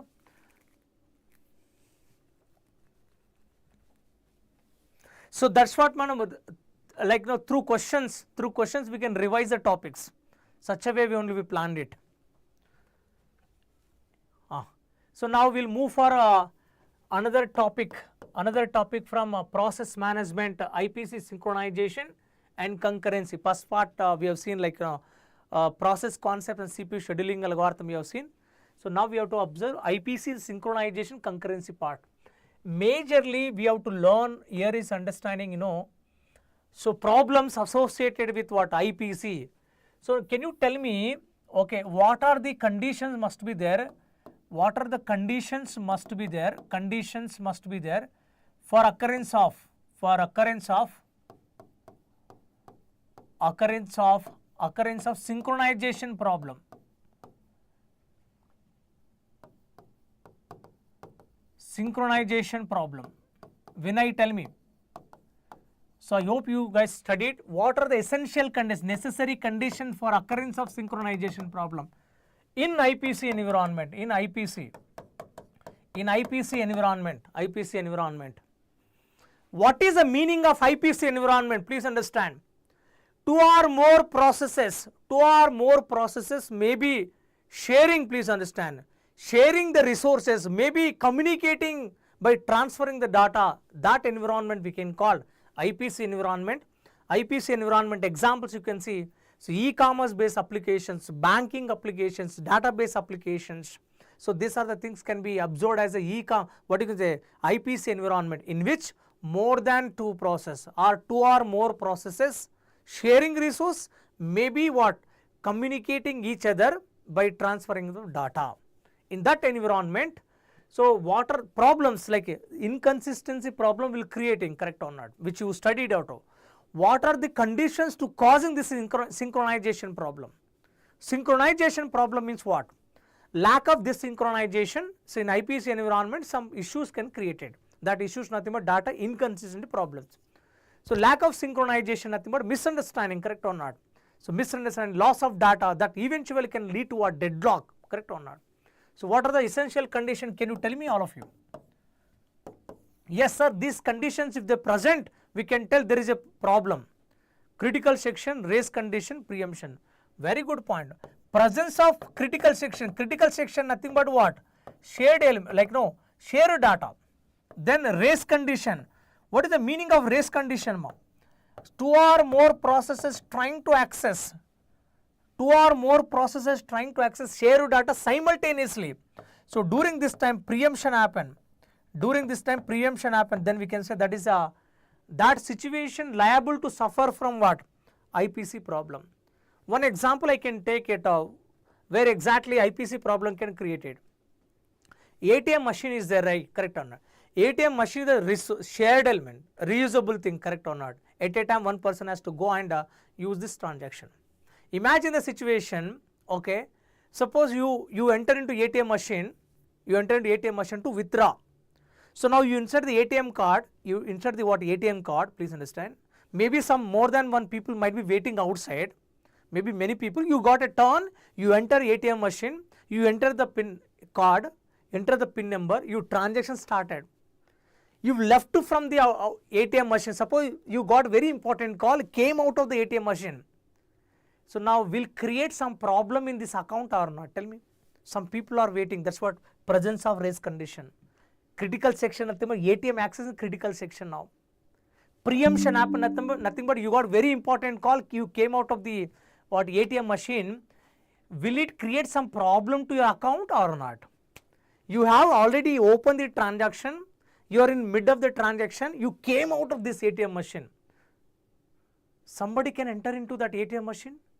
Hello, respond. Yes. Some people can enter into that ATM machine or not?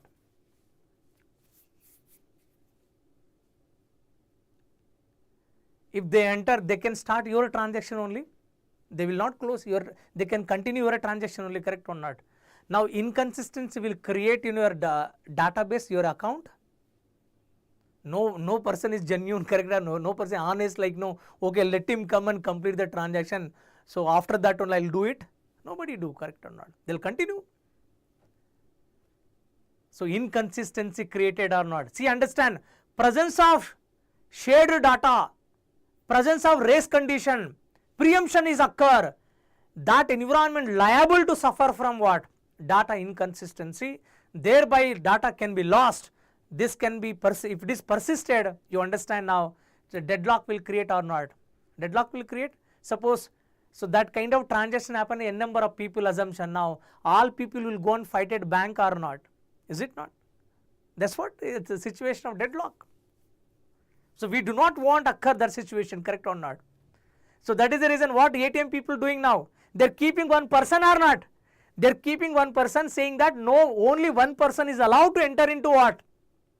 ATM machine. Once he withdrawn, if transaction completed, he has to should come out, then so other person should enter, correct or not? This is nothing but avoiding a race condition or not? This solution nothing but avoiding a race condition. We are avoiding a race condition, nothing but we are not allowing more than one person to enter into what ATM machine, correct or not? So now we have to see synchronization mechanism is what? Yes, God only. Synchronization mechanism nothing but we should ensure one process enter into critical section to access. No other process should go inside, correct or not? Entry as a security guard, very good. So we have to look for the various synchronization mechanisms. So this has to satisfy what? What condition? What is the requirement now? Tell me. So these are the problems can occur, correct or not? What are the requirements now? So any synchronization mechanism you decide, okay. Synchronization mechanism, requirements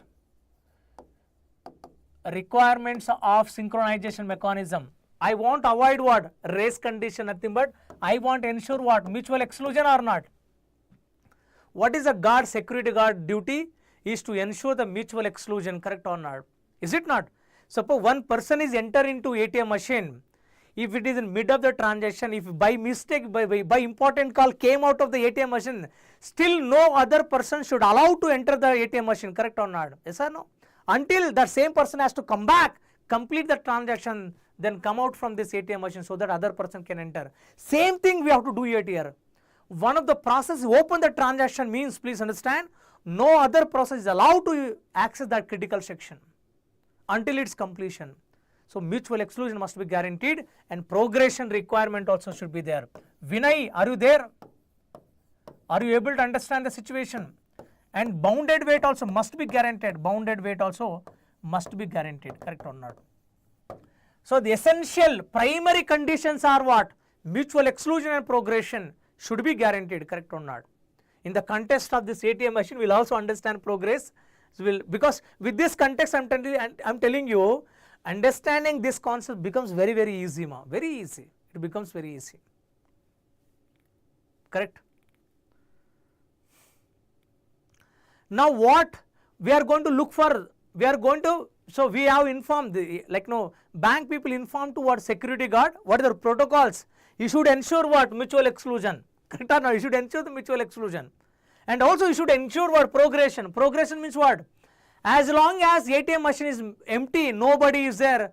Therefore, definitely one person is allowed to use what? ATM machine or not? Hello, correct? If ATM machine is free, if many people are wanted to enter, as long as the ATM machine is free, one of the person is allowed to use the services of the ATM machine or not? Tell me. Progress. There must be progress. Somebody should use, correct or not? One person has to use this one. Correct? Now come to the point of progression. What the progression says? Can you define all of you? Oh, sir, no outside people affect the interested people. Very good. That's what I'm telling you. Either the guard, security guard, or other person who are interested, or some people are there, group of people interested to use it. Among them, nobody should stop. There must be some progress should be there now. Come to the point of one more example. Suppose, so you been to in a college time you might have experienced also. Suppose operating system class is going on assumption. Operating system class is going on. Maybe synchronization topic one is going on. Some people are interested to study the synchronization concept. Okay. Class already started. Some group of people interested to enter into class, and class also sufficiently space available to sit it now. So among this group who are going to enter the class, 1, 2 persons are there, saying that no, the operating system class not at all interested. So they are stopping other people who are willing to enter into class. They are stopping. So this should not be the case.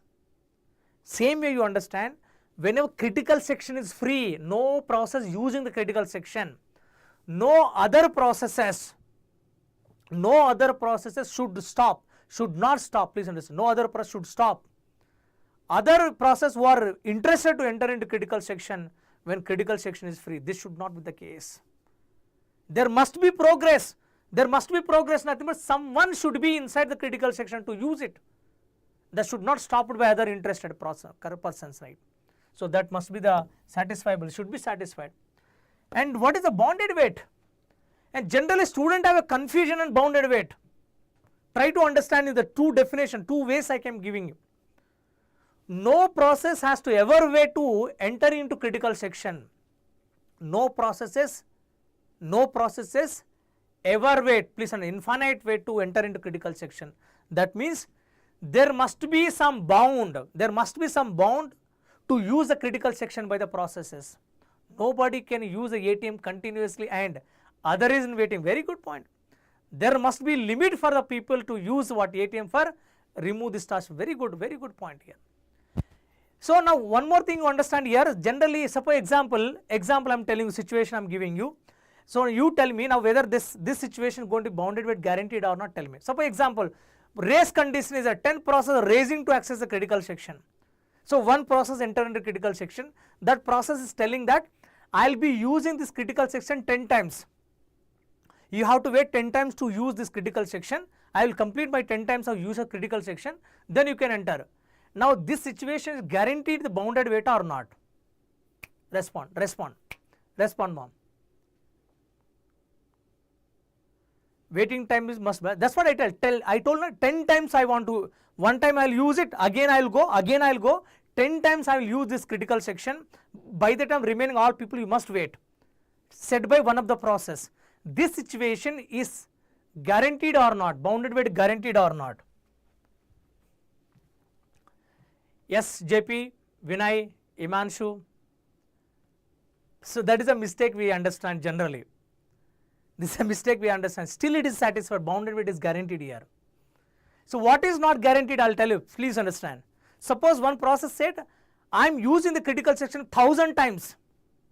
1000 times I am going to use, you should wait. Still it is bounded wait guaranteed, sir. How, sir? How it is guaranteed? Sir, please understand here, bound means what? Count, limited, right? 1000 is a limited or not compared to infinite.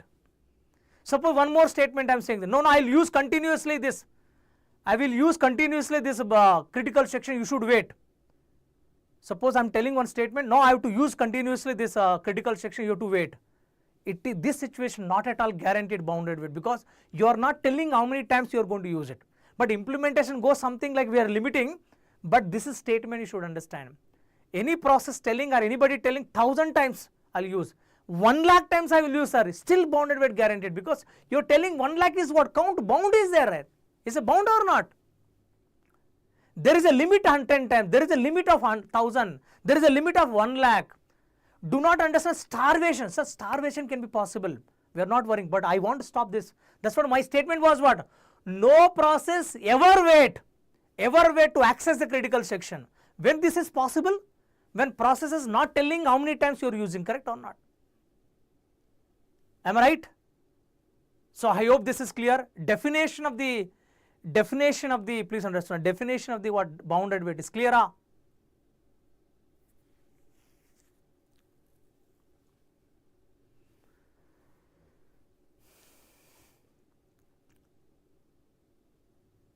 Everyone, Vinay, it is clear.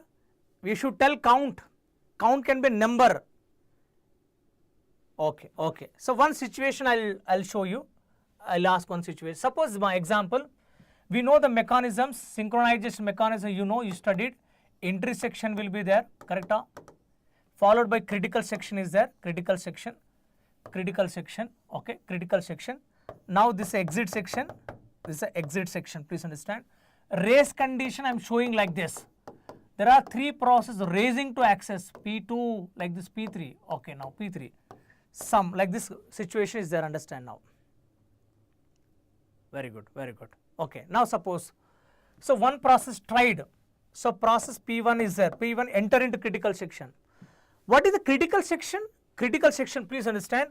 Critical section, again student have a doubt here. Critical section nothing but any big thing, it is some lines of the code only. Suppose example, program is defined set of instruction like this. Some set of instruction I am calling as a critical section. So other parts are non-critical section. What is the critical? These instruction can be shared or can be executed, used by more than one process. Other instruction not going to be used. This is some shared element is there. Common shared variable is there. Maybe some instructions are there. This area we call critical section. Is it clear? Critical section means now. So now critical section is there, like so process P1, okay, enter. So this is a critical section work is going on.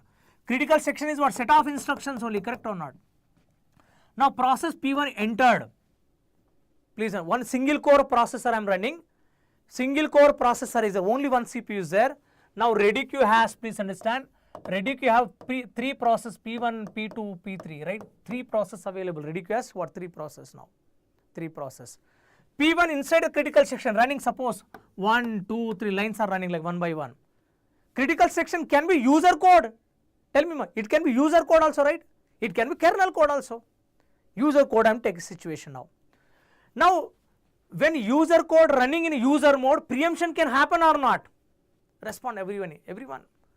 When a program is running with this user code, preemption can happen? Yes, Priyam. Please understand, except for kernel code, all user applications or user code when they are running with the CPU under user mode, preemption can happen any time, any number of times, any number of times. Now this P1 is there, during this execution, before this completion, suppose preemption happen. So preemption happen nothing but before its completion came out of the CPU.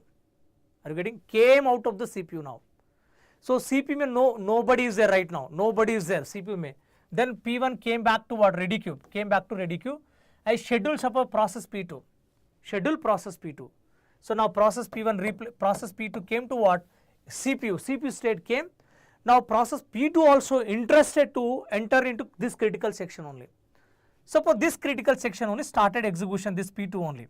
So process P2 also started critical section. So now P1 is outside the CPU, please understand. P1 in ready queue, please understand. In now P2 only one process available now CPU, it is running critical section now. Now in this moment I am asking you, how many processes present in critical section? Answer it, all of you. Answer it. Everyone. In this moment, how many processes are in critical section? P1 is outside the CPU, P2 only in CPU. P2 only CPU, P3 also outside, that is ready queue. Because single core process at a time only one process will be there in CPU. Now P2 enter, P2 running normally, after that it is also enter into critical section. Now it running. Now in this moment I am asking you, all of you please understand and tell me how many process present in the critical section. How many process present in the critical section?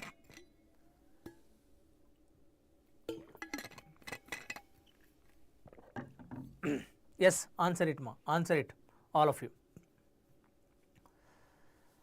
How many processes are in critical section in this moment? JP, Vinay, Himanshu,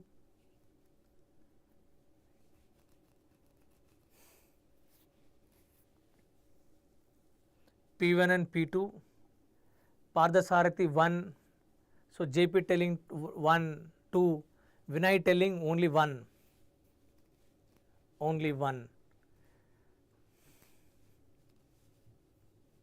So let me take one scenario, let me take to explain this one better way. Suppose we'll go with the ATM machine only. 3 people are waiting outside the ATM machine, okay. One is entered into what? ATM machine. ATM machine entered. You open the transaction by inside the ATM card, enter the PIN number. So before withdrawal we got very important call like this preemption happened. The person came out of the CPU. This means ATM machine, person 1 came out of, talking on the phone now. So our second person enter into what? Second person is enter into ATM. So now ATM can I consider as a critical section? ATM can I consider critical section? All of you, as per our definitions. Respond. ATM can I consider as this is critical section in this moment? But do not leave the sessions, very much important, because some people wrongly answering, we can get a clarity, here.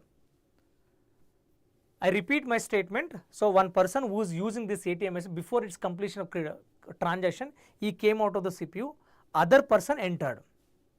So now critical treat like this one. Now in this moment my question to all of you, the perspective of the synchronization concept way, tell me JP and Vinay, all people, how many persons are there in this ATM machine now? ATM machine is treated like a critical. So with this respect only, let me call ATM itself the critical. In this moment, how many persons are there in critical section? Tell me now. Vinay, all people. Think conceptually and answer it. How many people are in this ATM machine in this moment? Yes. JP 2 persons, very good. Any other people?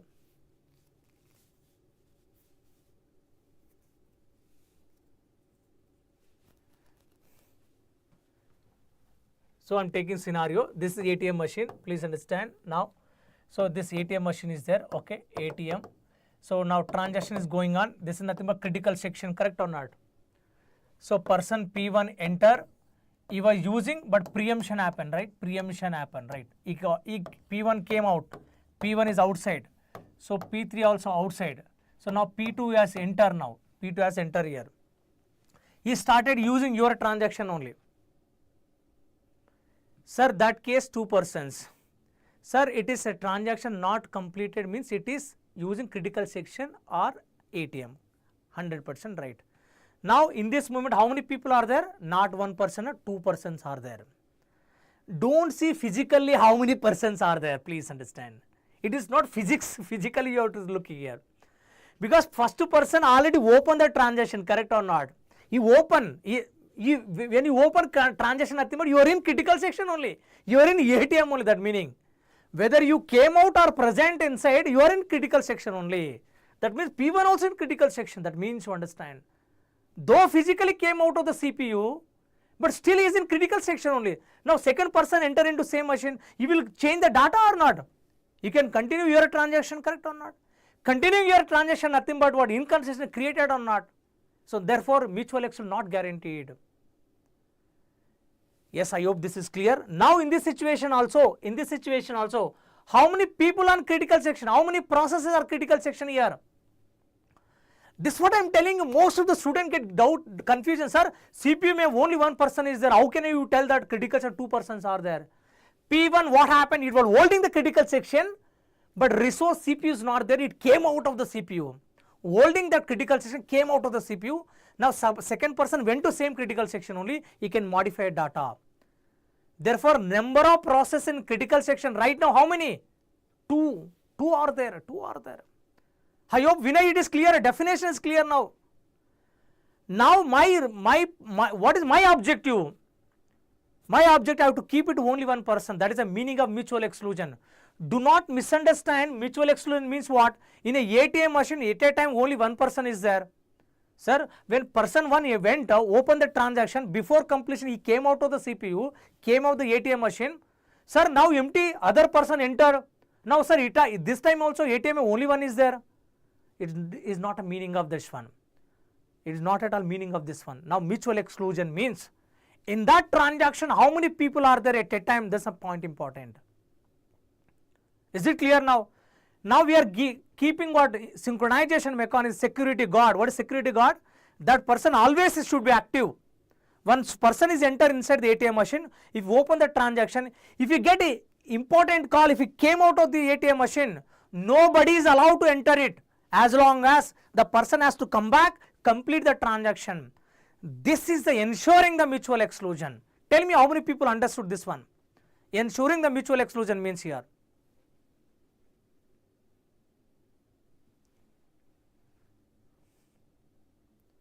So ensuring the mutual exclusion means only 1 process should be in a critical section at a time.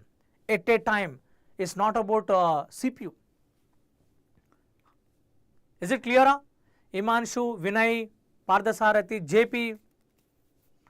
Now we are going to find such a synchronization mechanisms. Suppose now P2 should not allow here. Please understand, P2 should not allow here. We should not allow P2. So though P1 is outside, P2 went inside the CPU. Now P2 is not allowed to what? You should not allow to run the critical section work. Other than critical section you can work it. So when it comes to critical section, again P2 should be preempted back. P1 has to come back, complete the critical section work. Then P2 should be allowed. This is what? Ensuring of what? Mutual exclusion. I hope this is clear, everyone. Our definitions clear? Vinay, tell me. That's what we have to go internally little more inside and we have to understand. It looks like okay, fine, at a time only 1 person is there CPU, then we can say this is a mutual exclusion. Otherwise GATE question you are not able to solve it. We will do the mistakes in that one. We do the mistakes.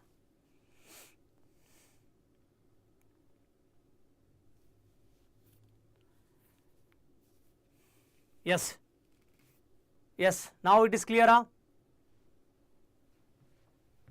Okay. Sorry.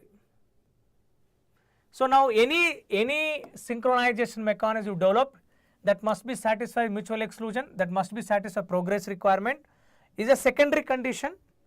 It is a secondary condition, we can control easily. If some of them not satisfied also we can control it, but mandatory conditions are what? Mutual exclusion and progression. What is the progression? Progression says whenever critical section is free, one process is allowed to use the critical section. It should not stop. Progress means, for general English word, progress means what? Some work should be go, correct or not? Some work should be go, correct or not? Right? By one person only now. Now one statement I am asking, suppose in this situation, if deadlock present, so progression is present or not present?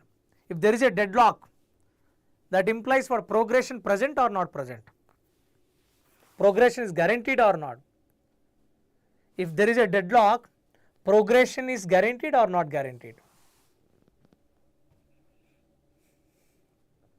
Answer it. I mean, progression is there or not, I am asking. If there is a deadlock. If there is a deadlock, answer it, answer it. No progression, please understand. No progression, JP.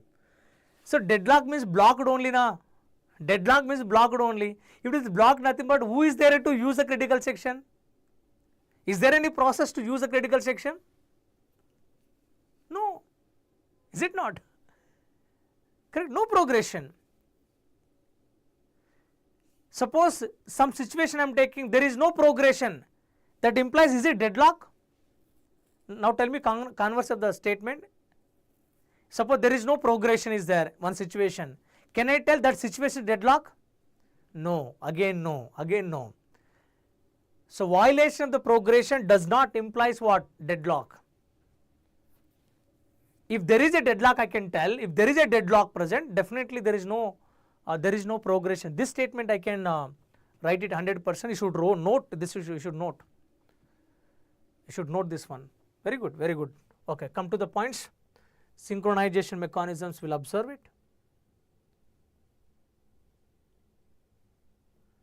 So can you tell me like synchronization, various synchronization mechanisms you studied it? Some of them you will observe it. Synchronization mechanism. First, you might have studied about lock variable, correct? Lock variable, very basic one. Then followed by strict alternation. Strict alternation. Strict alternation. Third one is the Peterson or Decker's algorithm, also we can say.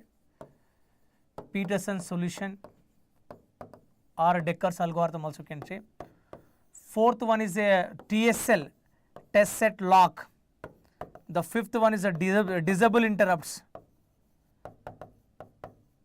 Interrupts. Now you might have studied sleep and wake up also. There are many, some of them I am writing. Sleep and wake up. Okay. Then seventh one is semaphore. Very important one. It is most important for gate. The semaphore can be, one is what? Counting semaphore. Other is what? Binary semaphore. Correct or not? Binary semaphore. So these are the mechanisms are classified. Hardware based, software based. Very good observation. Very good observations. Very good observation. Okay. Now just a few things I want to understand. Does, like the three requirement we know, right? Three requirement we know, correct or not? We know three requirement. So does lock variable will satisfy lock variable if I take? What are the synchronization mechanisms are satisfied? Tell me first one. Mutual exclusion is guaranteed. So progression is guaranteed. Progression is guaranteed. Third one is bounded weight is guaranteed. Mutual exclusion not at all guaranteed. Progression is guaranteed. Bounded weight also not guaranteed. Am I right? This is information about lock variable. Second one I am taking strict alternation. Strict alternation. Strict alternation, right? Strict alternation. The first one mutual exclusion. Second one is a progress requirement. Progression. third one is a bounded weight. Yes. Strict alternation, please understand. Strict alternation, one of them only, correct or not? So strictly alternating, yes, mutual exclusion guaranteed. It is violating the word progression. Bounded weight is guaranteed. Bounded weight is guaranteed.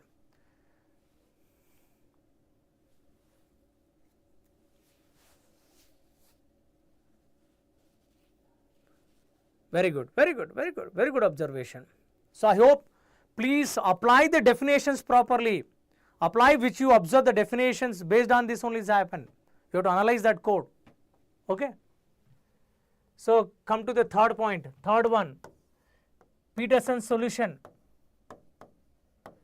Peterson's solution or Decker's algorithm, please understand.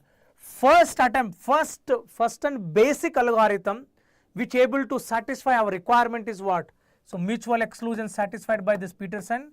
So progression also satisfied, progress also satisfied. Third one is bounded weight also satisfied, please understand. It is all satisfying our requirement. But it is restricted to what? It is restricted to what? Two process solution only, correct or not? Two processes solution only. Am I right, all of you? It is only used two processes. So can you tell me one more, it has some problem. It is restricted to what? Two process, as well as one more problem we have. Priority inversion problem it has, correct or? Priority inversion. It has a problem of what? Priority inversion. This you should understand now. Priority inversion problem, because of CPU scheduling algorithm, this may suffer because of that. Especially preempt to priority based CPU scheduling algorithm you deploy in the short term scheduler case, this may create a problem here. Priority inversion. Correct, correct. Very good, very good. The fourth one, disable interrupts if I talk about. So disable interrupts, please understand, it is satisfy all requirement, but we cannot use, correct on why? User application we cannot use, we cannot disable the all the what you can say all the interrupts to the what by the user process, correct or not? It can be suitable for our kernel. So it can be suitable for kernel. Am I right? It is not suitable for user applications, it is suitable for our kernel. You can use for user here. User applications you can use it. I hope this is clear. Everyone, it is clear.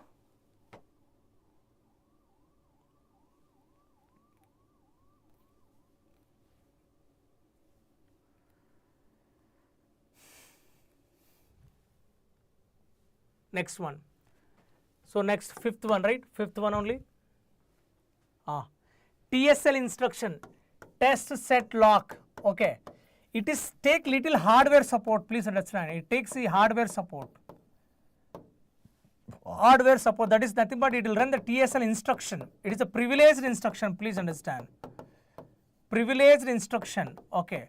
This privileged instruction run in kernel mode, please, kernel mode. It is a extension to what? So extension of lock variable or not? Yes or no? Lock variable or not? It is extension lock variable. Lock variable violating what? Mutual exclusion condition. So we can resolve by running what? One that updating the lock value, please understand. Problem with what? Lock is what? I read the lock value 0. I am making 1 to enter the critical section. Just before making 1, somebody came and updated. That was a problem. So that instruction can run separately and securely in a kernel mode. You can take it, that instruction is nothing but TSL instruction only, correct or not? So therefore it is a mutual exclusion is what? Guaranteed. So progression also. Progression guaranteed. Third one is what? Bounded weight. So bounded weight is not guaranteed. Bounded weight is not guaranteed. Same process can enter multiple times. But we can control. This also practically possible to implement. We can control putting the timer here. And advantage of TSL over Peterson is what? It is multi-process solution, correct or not? It can support more than 2 processes, right? And it also having the problem of what? Priority inversion problem it has. It is also having the problem of what? Priority inversion. Priority inversion problem. I hope this is clear, everyone. So now to solve this all problem, this all basically, you know, what you can say, these are the mechanisms, the busy wait mechanisms you can say. It is wasting the CPU time. To avoid this busy wait mechanism, we are using what? blocking mechanisms by using some system calls. Temporarily process image can be suspended to secondary memory, then we can wake up by using two system calls sleep and wake up, so we can use it. Fine. So now some questions will see related to this one. Check this question, answer it.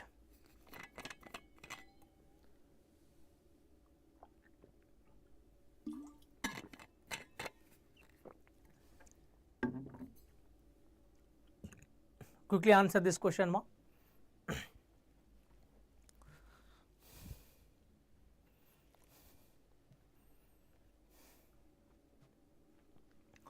So which of the following statements are true? Bounded weight implies progression. Can you tell, is it true? Again, the statements are little tricky and the statements are good also. Just observe properly and understand and answer it.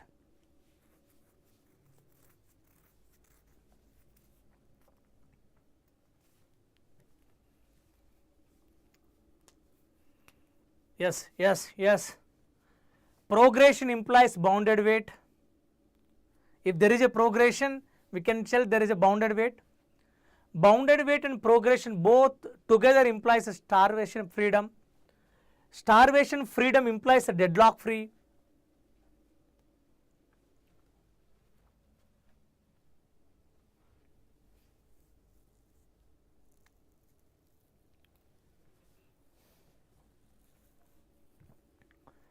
So what are the statements are true? Tell me, what are the statements are true? Vinay, JP, Himanshu.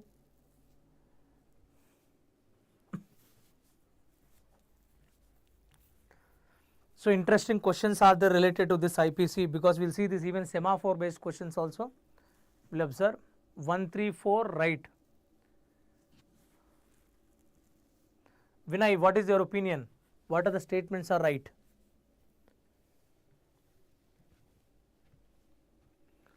What are the statements are right? Sir, 3, 4. Yes, absolutely right, ma. 3 and 4 are correct, we can say. So 1 and 2 are wrong. How, sir? Bounded weighting implies progression. Strict alternation is there. It is satisfying the bounded weight. Progression is there. Strict alternation, 1 by 1 only there is to run. Can you say always there is a bounded weight means, can you tell progression is there?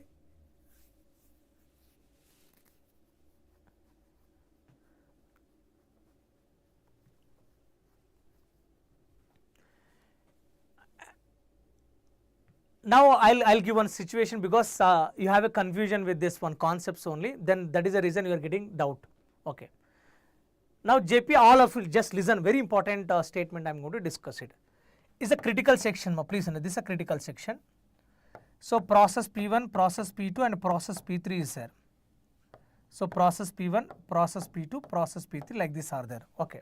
Listen carefully.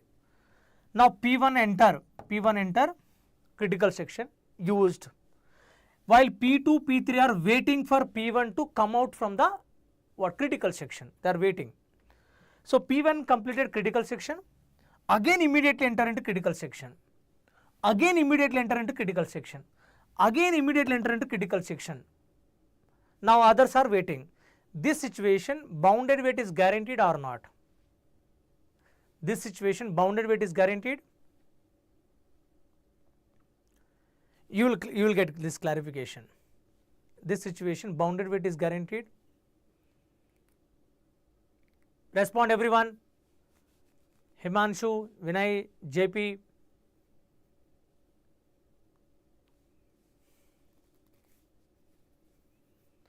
P1, P2, P3 are waiting.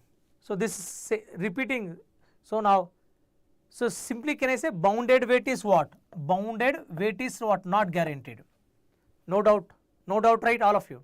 Second situation, so critical section is there, please understand.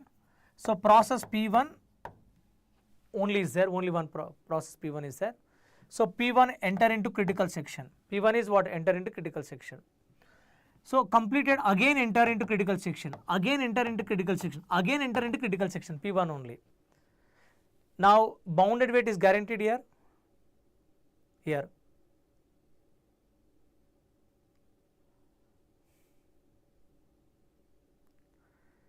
very important statement. Tell me all of you.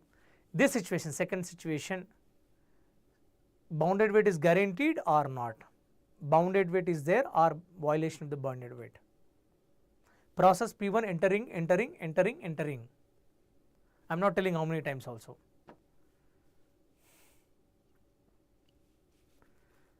Yes, all of you respond. Statement clear, like CP with what? Only one process, concurrently no other processes, one enter into critical. Where is critical section work to be done? Again same thing running. So this is used here also, no? Here also same thing running, same process using critical again and again. But difference is that here more other processes are there. Here is only one process there. Now this situation is bounded weight guaranteed or not? Bounded weight is guaranteed or not? Respond all of you.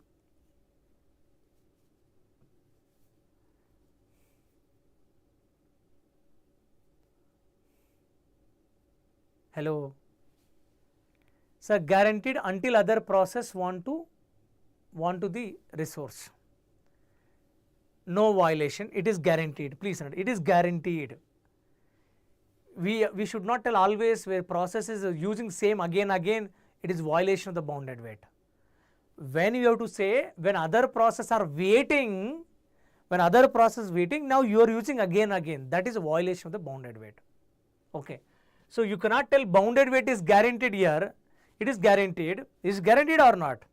But you cannot tell the progress is guaranteed. Maybe this is stopping to other process to enter also. So some situation, strict tolerance is the best example to you understand bounded weight guaranteed, so no progression. So this is incorrect statement. Progression implies bounded weighting guaranteed. Can you tell like progression is there? You see this is situation. Do I have progression here? Here progression present or not? Case number 1, progression is present or not? Progress means what? Somebody should use, na? P1 is using. Progression is there but not bounded weight, correct or not? So that is the reason statement 2 also wrong. So I hope this is clear, everyone. I hope this is clear, ma. Move on to next question. Now, which of the following solution to the priority inversion problem? Yes, tell me, quickly tell me. So which of the following statement is solution to the priority inversion problem? Generally Peterson's solution and TSL instruction both are suffer with a priority inversion problem when there is a algorithm is called a preemptive priority based CPU scheduling algorithm is running. So they can suffer with this problem. What is the solution? Priority inversion means what? As for the priority model, high priority process has to run. But high priority process is superseded by the lower priority process. Lower priority process may not be allowing to run the high priority. That is a violation, correct or not? So temporarily increase the priority of lower priority process from lower to higher, so that higher priority process cannot be preempted. Yes, this is true. This is only true. True statement is what? Which of the following is this only solution now? Assign the same priority? No, it's not at all. You have to lower priority should become higher priority until its completion of this work. Then you can release the CPU so that high priority process can come into picture. So this way you can answer it. Now just look this one, you tell, just check the code. Assume flag 0, flag 1 is set to 0, this value is 0 for process A, process B. So process A, process B like this. Now which of the following is true for the above code?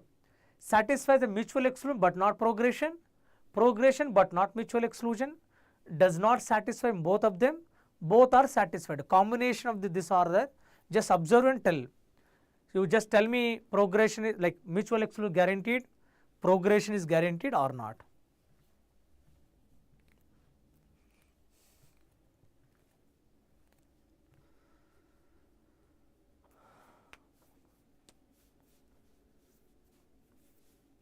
Yes, Vinay, you are right. Priority inheritance we have to use to solve the problem.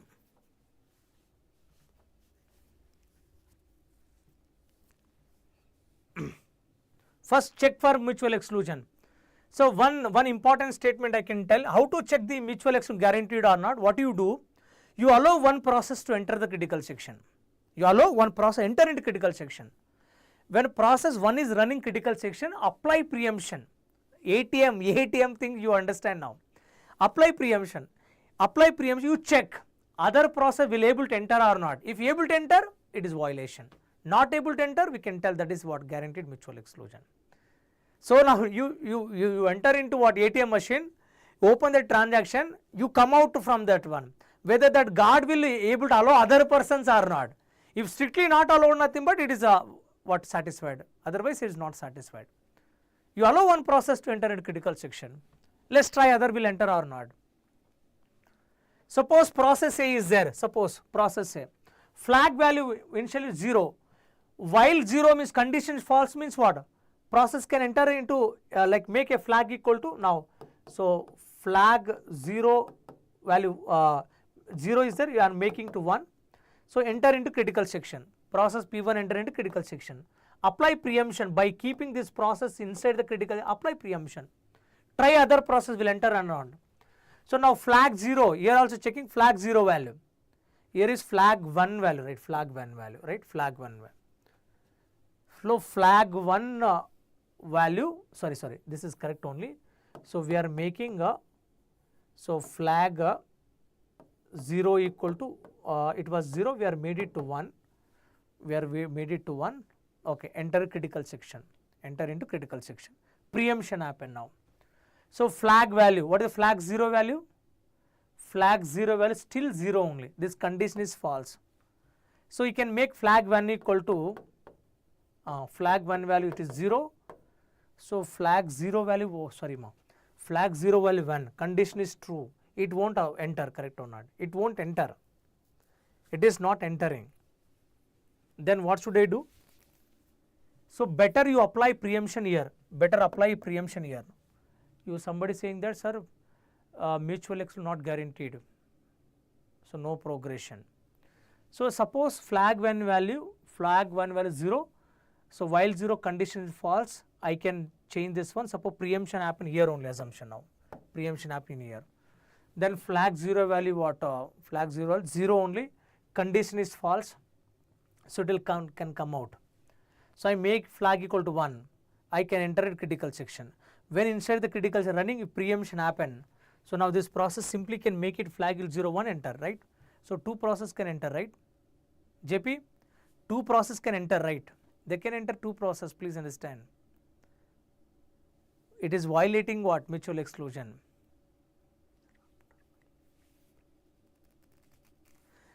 That's what we are not stopping you to apply preemption, or preemption can happen anytime, correct or not?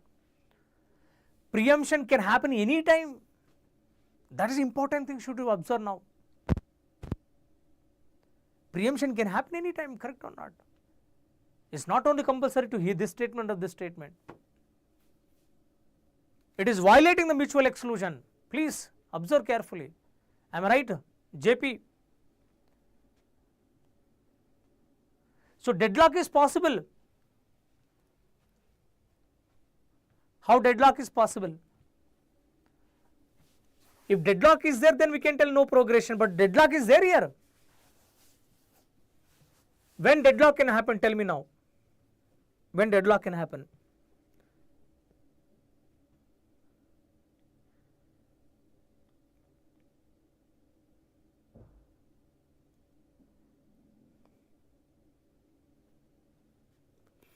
So very simple, ma, you understand. If there is a violation of mutual exclusion means what? Violation of mutual exclusion, nothing but more than one enter into what? Critical section. More than one, I said to allow only one, but more than one said critical section, nothing but what? Progression is there, right?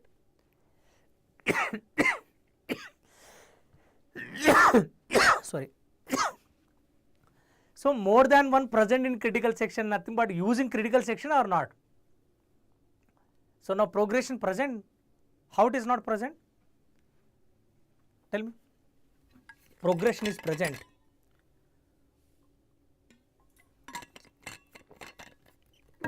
Be at concept level, ma, please. try to understand the word progression means. Progression means somebody should use it. Somebody should use critical section.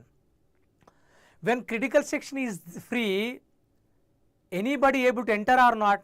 Tell me all of you. Any process can enter in critical section or not? When critical section is free, anybody able to enter or not?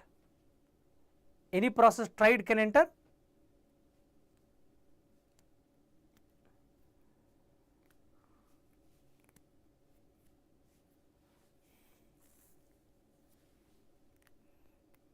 Yes or no? Tell me, tell me, tell me.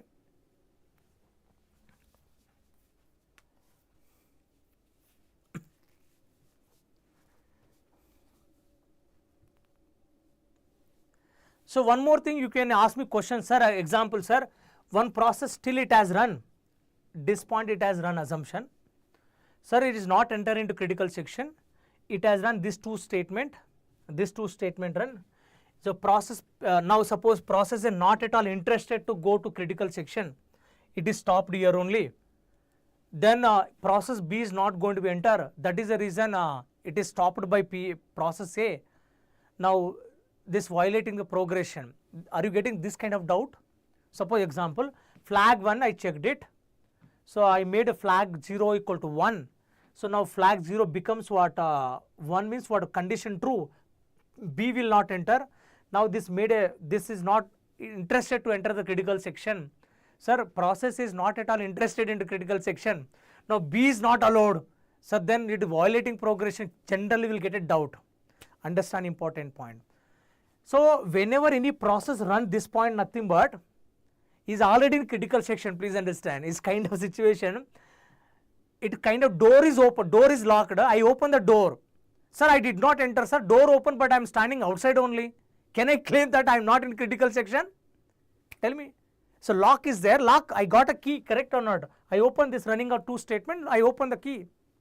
Door is open now, but I did not enter into critical section. So can I claim that I am no, I am not in critical section, I am not interested? Not at all, please understand.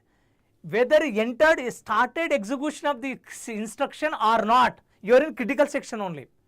If you run this two instruction, nothing but you are in critical section only. Please do not get misunderstood. You are in critical section. There is no option for you to avoid this one. You should run. When you are running, nothing but you leave from critical section only. You will make flag equal to 0. B will enter. B will enter. So that's what understand. In a semaphore based also you understand. Whenever in a statement you run, whether you entered or not entered, nothing but you are in critical section only. Suppose one more thing happens, sir, exit section I am not running, sir. You are in critical section only, please understand. If you, any process can leave or exit from critical section after running exit section only.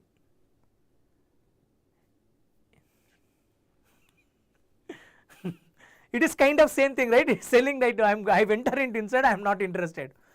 If process want to show not interested, nothing but you should not run first of all this statement, correct or not? You should not run this statement. You should not update the flag 0 equal to 1. Should not update first one. You are updated, nothing but you are inside a critical section only. So I hope you are understanding, ma'am, the intuition of the statements here. That's what very sensitively, very carefully you should observe. Otherwise, small, so different way start thinking means what option gone, changes your options. So now what is the conclusion? Mutual exclusion not guaranteed, progression is what? Guaranteed. Yes, yes. So what are the options? Satisfies the progression but not mutual exclusion, correct or not? Option B, I can select it. Chalo, move on. Now take this one, P1, P2, take the screenshot, immediately work out. So I will be showing options also. What is the option telling?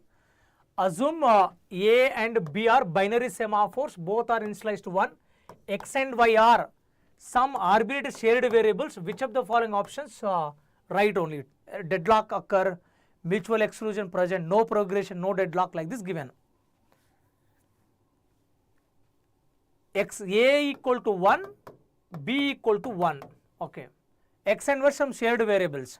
So now look this code.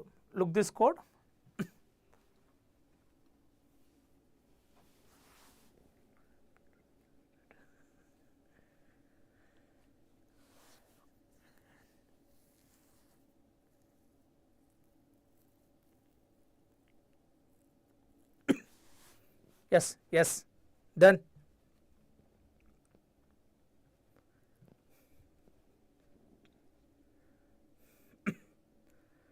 Yes, ma. Try. Void P1, P of A. P of A, you know, right? Down operation. V of means what? Up operation is there. So preemption can happen anytime. Please understand, since user code, preemption can happen anytime. So there is a point of mutual exclusion about progression, about what? Deadlock. About deadlock. Generally, you know, in case of blocked mechanism, deadlock is possible because of process both are going to sleep in secondary memory. Blocking means what? Temporarily process suspended to what? Secondary memory, right? Suspended process should be wake up by other process, right? If both are sleeping, nothing but what? Nobody able to wake up, correct or not? That is the situation we can call deadlock.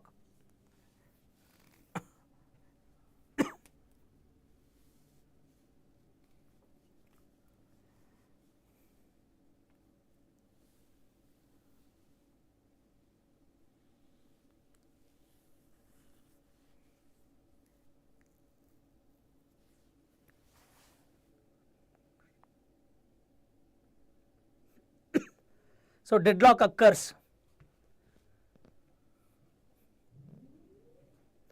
Suppose first statement P1 if you started, here what happens? A equal to 1, 1 down 0 successful. Some x value something updates. So down on B, B equal to what? 1, 1 down 0 successful, correct or not? Suppose in this moment preemption happen. In this moment preemption happen. Now this process P2 will come. P of B, B value how much? 1, 0. 0 down 0, nothing but what? Process P2 is blocked, correct or not? So now it went to secondary memory, correct or not? It went to secondary memory. Then it will start. Let me apply preemption here itself. If I apply preemption, so okay, B is there, down of B.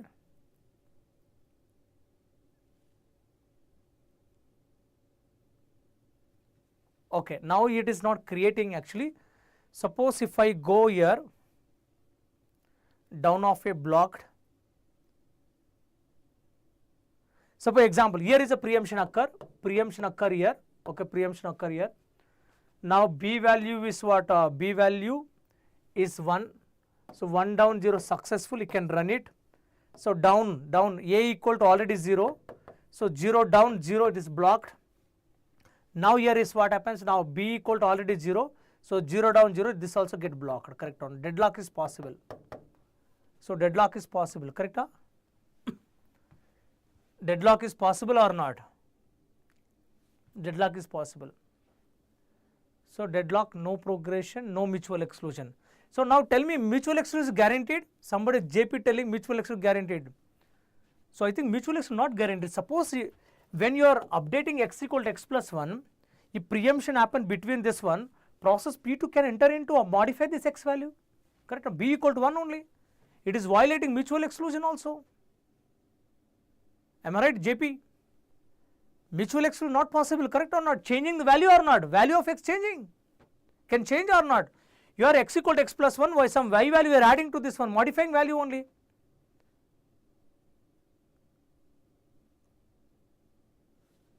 That's no, see, my point here is P of A equal to 1 down successful. Before completion of this statement, preemption occur, it can enter.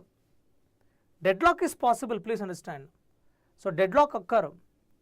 So mutual exclusion not guaranteed. Progression, can I tell? No progression. Progression is there, correct or not? Some progression, deadlock occur means what? No progression, correct or not? If deadlock occur means what? When deadlock occur, progression is not there, right? Yes or no progression, correct or not? Yes, I can select what? 1 and 3. Am I right? 1 and 3 correct? All of you.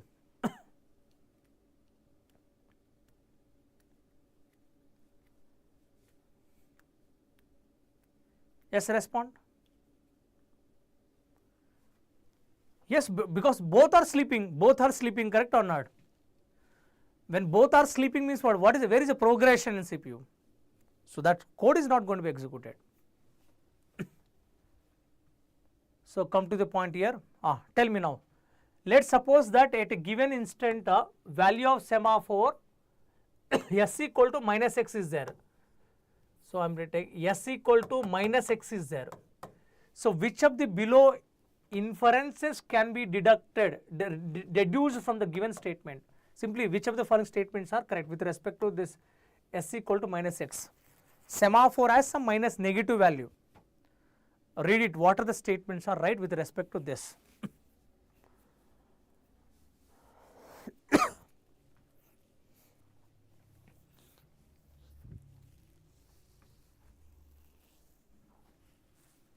Yes. The count of number of process in the critical section is x.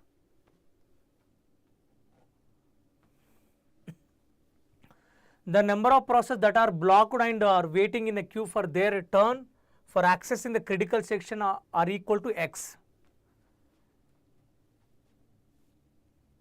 The semaphore value cannot be negative, it always has a positive value. The initial value of the semaphore s is minus x. What we know, negative value of semaphore always defines what? Number of blocked process in the queue or not. Yes or no, all of you? Vinay, JP, Himanshu, negative value of counting semaphore always defines those many process blocked here. Therefore, this is correct. Count of process in the critical section, no, not at all. The semaphore value cannot be negative, it can be negative, correct or not? It always has no. Initial value of semaphore s is minus x, no, it is a positive value should be there, right? Yes. So only statement 2 is right, correct? Yes or no, all of you? Good ma, good. Now, a blocking wait function is normally implemented with a QS like this, no? Blocking, decrement it. If this count is less than 0, block this process, place the process in what? S dot Q, correct? Down operation, implementation of down operation is given now. Implementation of down operation means some value is there, you decrement it. If this becomes less than 0, you block it, correct? That's only the down operation you want to study. Down and up operations in a semaphore. With this respect, a signal operation would be then remove the waiting process from this queue and add it to ready queue that we know. Signal nothing but wake up. So what would happen if the stack is used instead of queue? You might have studied like blocked process we have to keep in queue, correct? Queue data structure we use to what? Store the list of blocked process. In semaphore studied, all of you? Kindly respond. To maintain all list of blocked process we are using queue, correct or not? Queue is a data structure, so which contain all the blocked process list. Am I right, all of you? Am I right, all of you?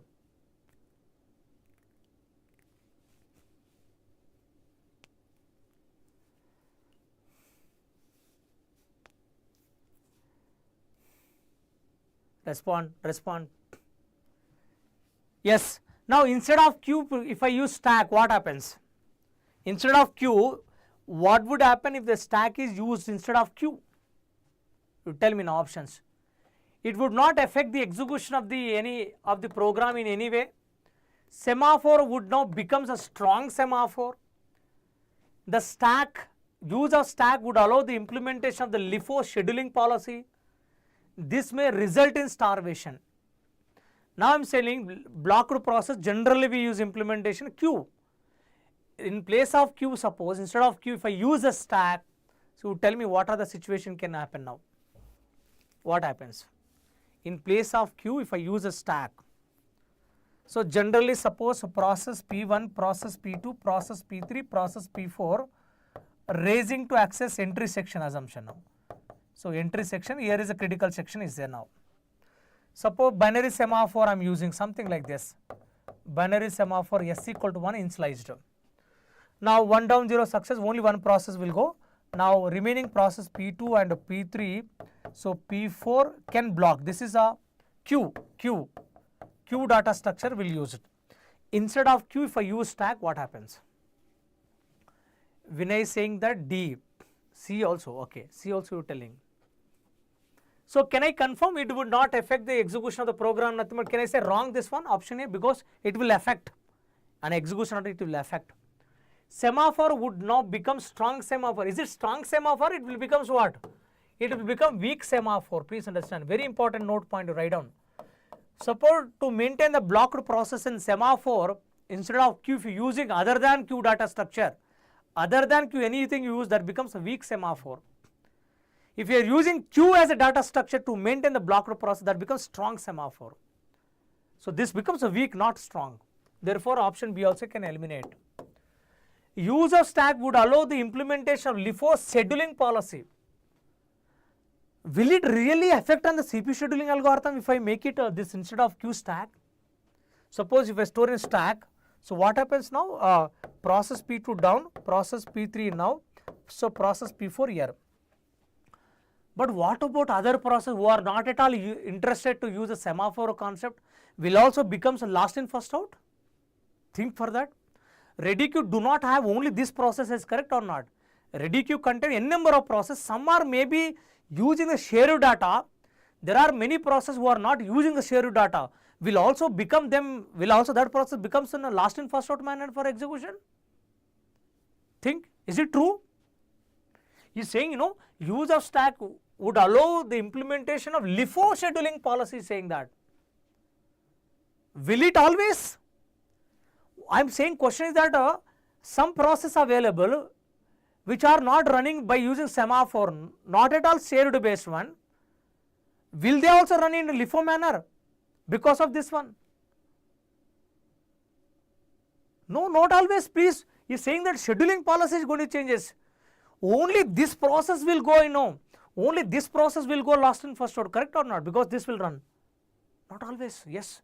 That is not at all related to this one. Only this processes, you can tell blocked processes when they become unblocked, they will schedule what?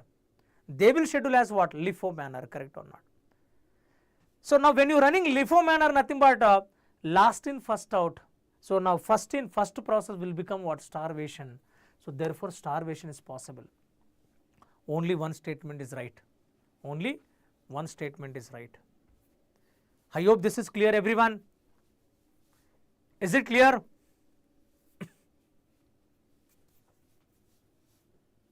That's what we have to be very, very carefully with the concepts.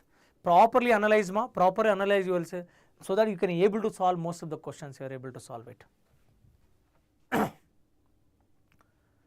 Now try this question, try this question.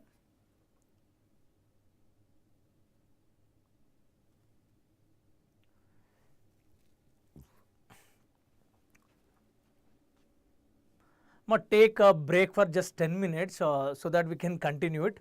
So in between you can try this question, okay? Just we will wait for some 6 to 8 minutes only. 6 to 8 minutes we will wait, okay?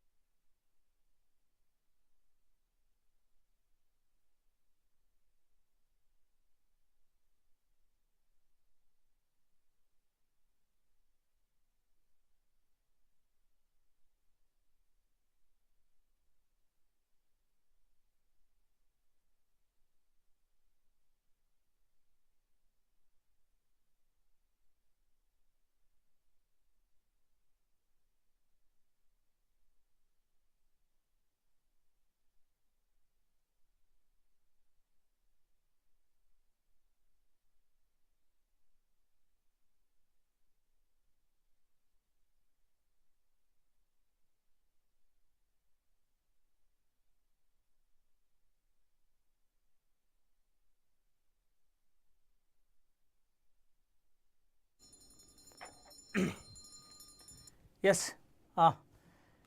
Yes, ma'am. What is the answer?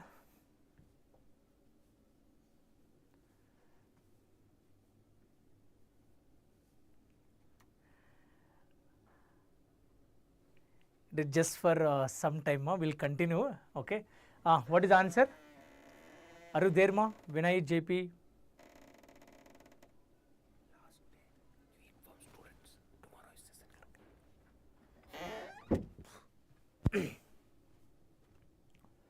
What is the answer? Vinay, JP, and Pardasarathi? It is also a good question, I feel. So, which of the following paths of the process cannot be present inside the critical section?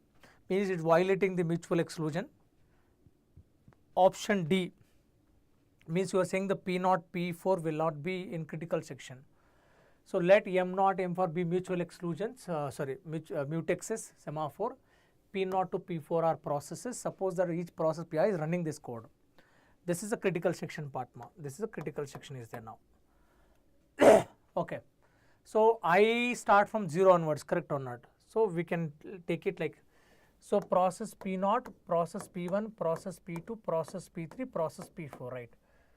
M0, M1, M2, M3, M4, correct? So, mutex is initializing with 1, okay.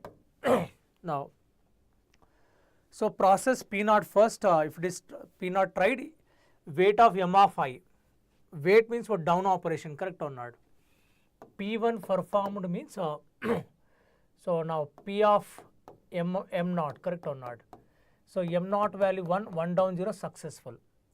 Then one more operation is performing what?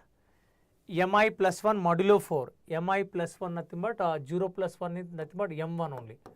So this M1 value also 1, 1 down 0 successful, correct or not? If it is enter, process P1 enter into critical section, correct or not? Critical section. So P1 is enter in critical section, P1 enter into critical section. You try D is coming. So Vinay, JP, okay, D is coming, all of you? Okay. So what happens now? P1, M0 already, M0, M1 already 0, correct or not? Suppose P4 tried, what P4 values will be? So process P4 is tried assumption. P4 is what? M4, correct or not? M4 value 1, 1 down 0 successful. But other operation M4, 5 plus 1, 4 plus 1, 5 modulo. 5 modulo 4 is what? 1, M1. M1 value already 0, right? 0 down 0, this becomes what? Block, correct? P4 is blocked, correct or not? Am I right or not? So P0 and P0 and this, sorry, we are taking for P0, this is for P0. So P0 in critical section. If this enters means P4 will not enter. But other P2 can enter, when P0 enter, P1 can enter. So P1 will not enter, P2 can enter, right? When P0 in critical section, P2 can enter in critical section. Respond everyone.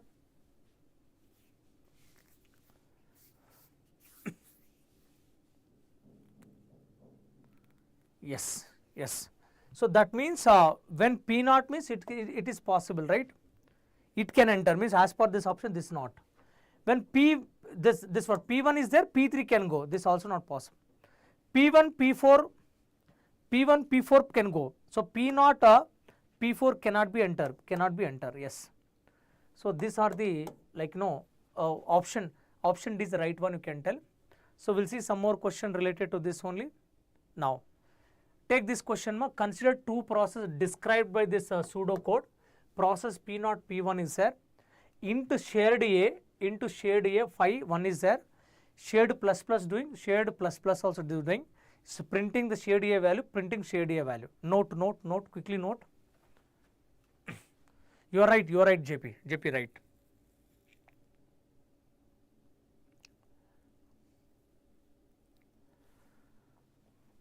So this is the last question we'll see in this session. I'll continue tomorrow only. Definitely tomorrow only we'll continue this session. That is 20 December only. We'll continue tomorrow, same 5 to 8. So in which I'll be covering deadlock. Clearly we'll go discussion deadlock as well as memory management, file system. We'll observe tomorrow. We'll continue one more session so that it is good for you. Okay. So work out this question. Work out this question.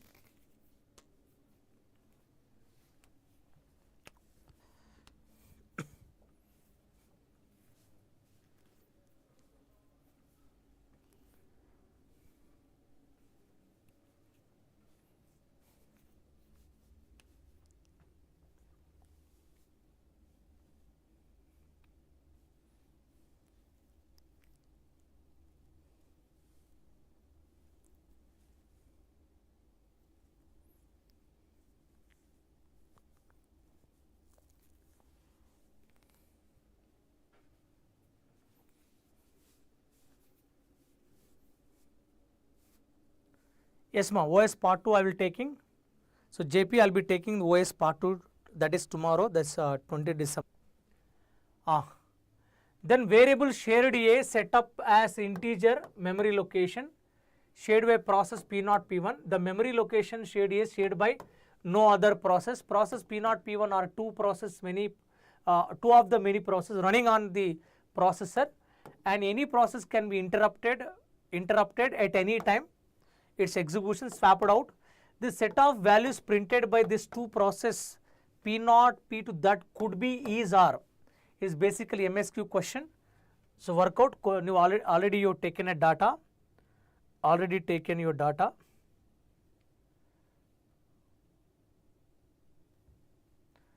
So I am giving the 3 minutes time, try it out, try this one.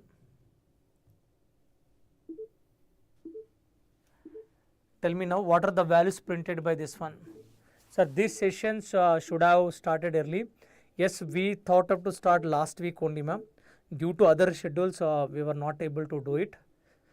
But we are going to be cover most of the subject. JP, like as my plans, this tomorrow operating system, then next week followed computer organization architecture, computer networks going to plan, and DBMS also, data structure algorithms also going to be planned further session further. Even compiler design.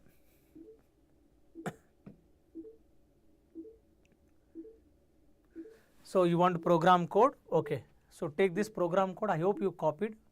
Take at least screenshot. Take the screenshot of it.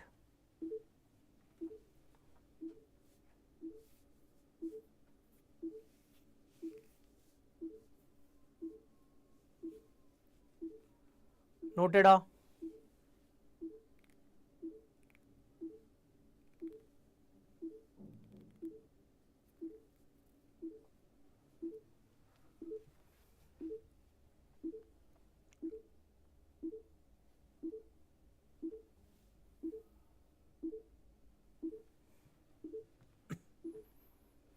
These types of questions can be expected, like possible values printed by this one with the concurrence environment with semaphore or without semaphore based questions can be possible ma. 2 mark question possible. IPC synchronization we can expect 2 to 3 marks. 2 to 3 marks can be expected.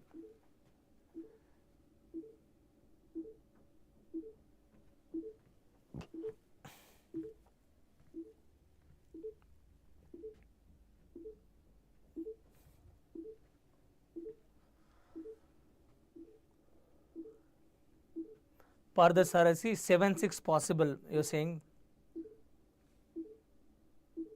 Only option B Parthasarathi or any other options?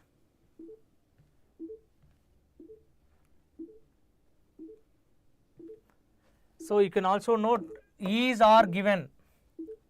So I am like giving a clue, this MSQ question.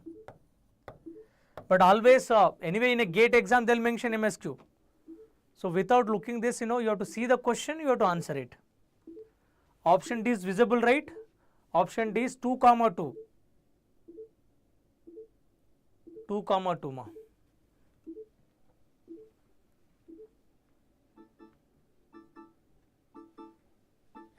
Yes, yes, yes.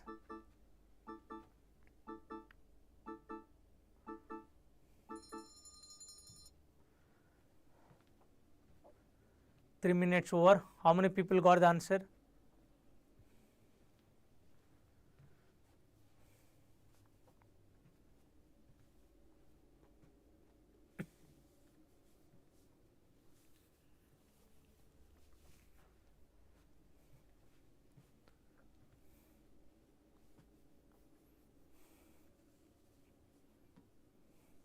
Yes, everyone.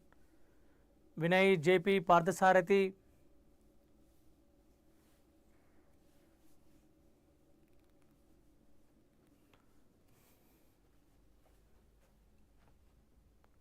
So look the code, concurrent process.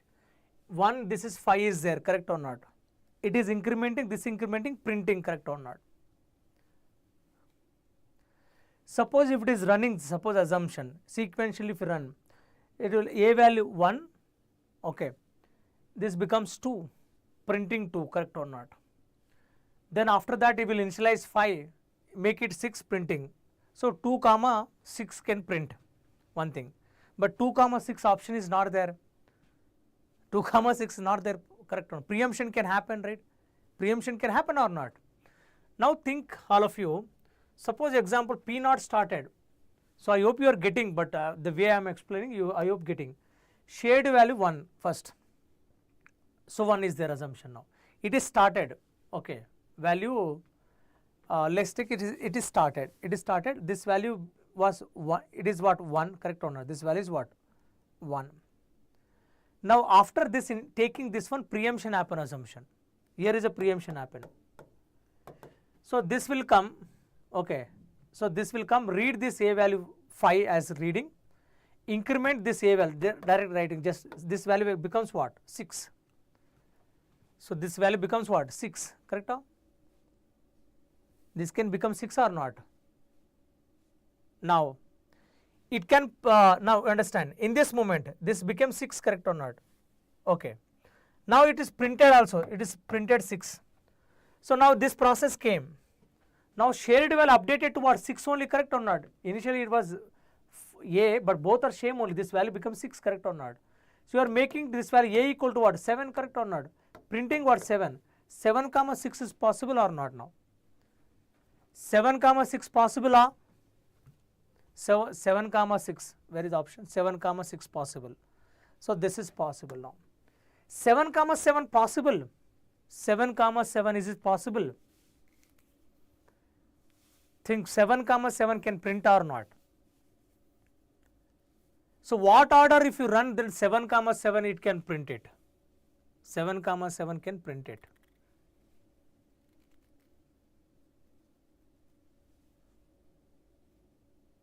Seven comma 7 can print it.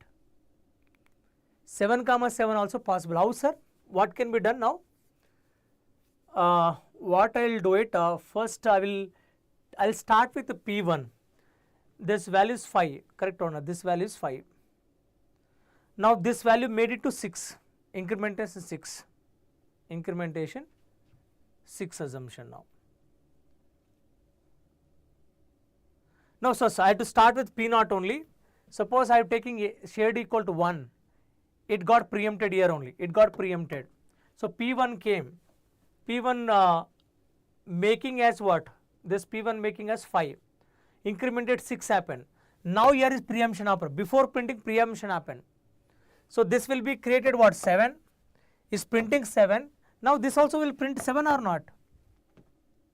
JP possible, correct or not? I repeat, process P0. So let me number it: statement 1, statement 2, statement 3.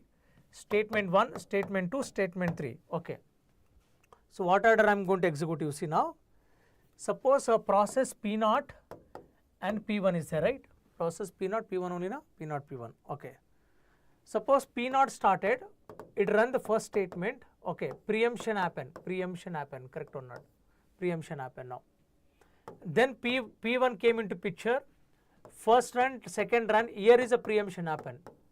Here is a preemption happen. Then process P0 will come back, make it 2. Okay. Then also 3 also executed. So completed this one. So P1 comes and runs the third statement now. So in this moment, a value I am writing, a value 1. So when you are running this a value, it is made it to 5 and made it to what, 6 here, correct or not? Then P2 make it increment what, a value make it to 7, it is printing 7, So this also print what, 7, correct or not? 7 comma 7 possible, 7 comma 6 is possible, correct or not? 7 comma 6 is also possible, right? This also possible. What about 2 comma 2 possible? 2 comma 2. 2 comma 2 possible.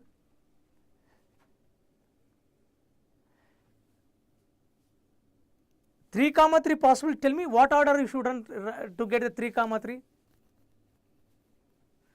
So 2 comma 2 I need to print, correct or not? Okay. I have to start with what? I have to start with P1. P1 you run 1 comma 2. So and apply preemption. P1 run 1 comma 2. apply preemption. In this case A equal to 1, this became A equal to 5 became 6. Preemption happened. Now process P naught will come, so it will run. So A value becomes what? 1. So incremented second one, A value become 2. Third one run. This be printed as 2 only, correct or not? Then process P1 will come, run third statement. It is also printing what? 2. So 2 comma 2 also possible.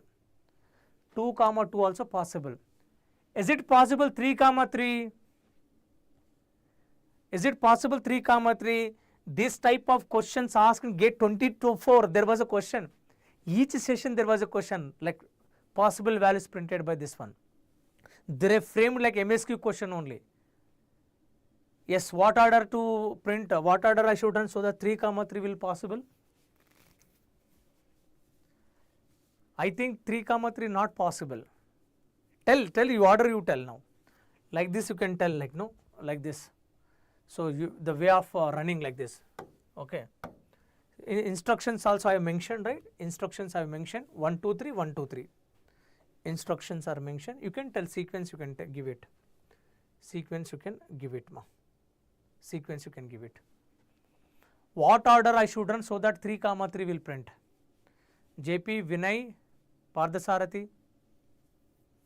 You should trace out, no? You should trace out. Sir, P1 preempt, P0 increment, preempt P2. No, in terms of at least give a statement number, line numbers.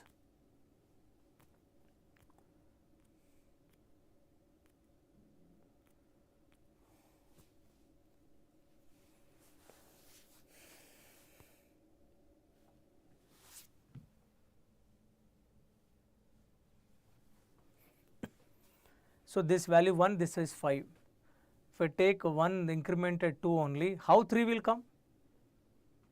Sir, P1 preempt P. No, you are deleting. Vinay, Pardasarathi, did you try?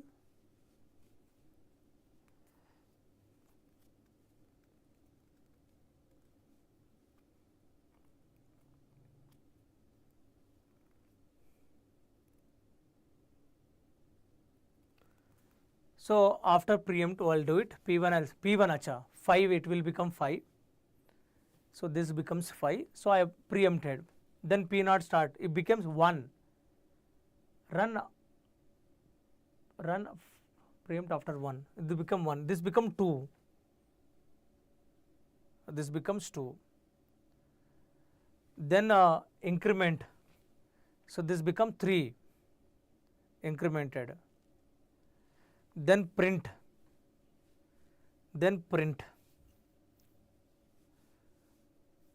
So then P0 run and increment A, then P0 preempted. Okay, let's try. Okay, very good. So process P1 started, first instruction, it got preempted, right? Preempted. Okay, in this moment A value is what? A value is 5, correct? A value is 5 now. So process P0 came, 1 run, first statement. So now A value became what? 1. Second statement, it is becoming what? 2, correct? 2. Then preempted. This is preempted. So process P1 will run second statement. Second statement increment. A value 2 on, 2 becomes 3. So run 3, print only, print 3. Then process P0 comes, third statement, print 3. Okay, 3 comma 3 also possible. 3 comma 3 also, then P1 runs. Yes, are you sure all of you? Vinay and other people, are you sure? 3 comma 3 also printing?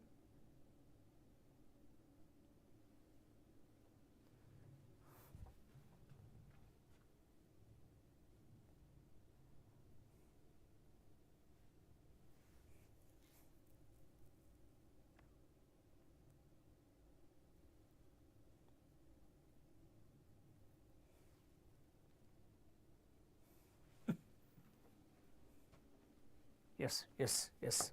Very good, ma. Okay, so now, so these are the important areas which you observed. So now later, like in next session, we'll move for deadlock and memory management. I'm going to discuss. For that also, like good number of questions I've gathered. First, we'll see the important areas we need to focus, like important points we'll observe it in deadlock as well as memory management, and relevant questions I've taken, because try to understand tomorrow's session. Very important. Memory management, generally people will suffer with paging based questions and multi-level paging based questions. So that area we'll discuss very clearly, because tomorrow we'll have 3 hours time. We have a good time only, so we can properly can be discussed. And also Vinay and other people, please inform to your friends also, let them join live session, they get benefited, right? So all of you, those who are watching or going to watch later also, I am sincerely recommending you kindly go through the entire session. So definitely it's useful for you, either for this GATE or any time you can watch it. So many important things I discussed, many important points I observed, and some questions also we solved. Definitely is going to be useful for you, ma. Thank you all. Thank you so much. And try to connect the session only tomorrow, like that is so 20 December 2024 we are going to continue this operating system.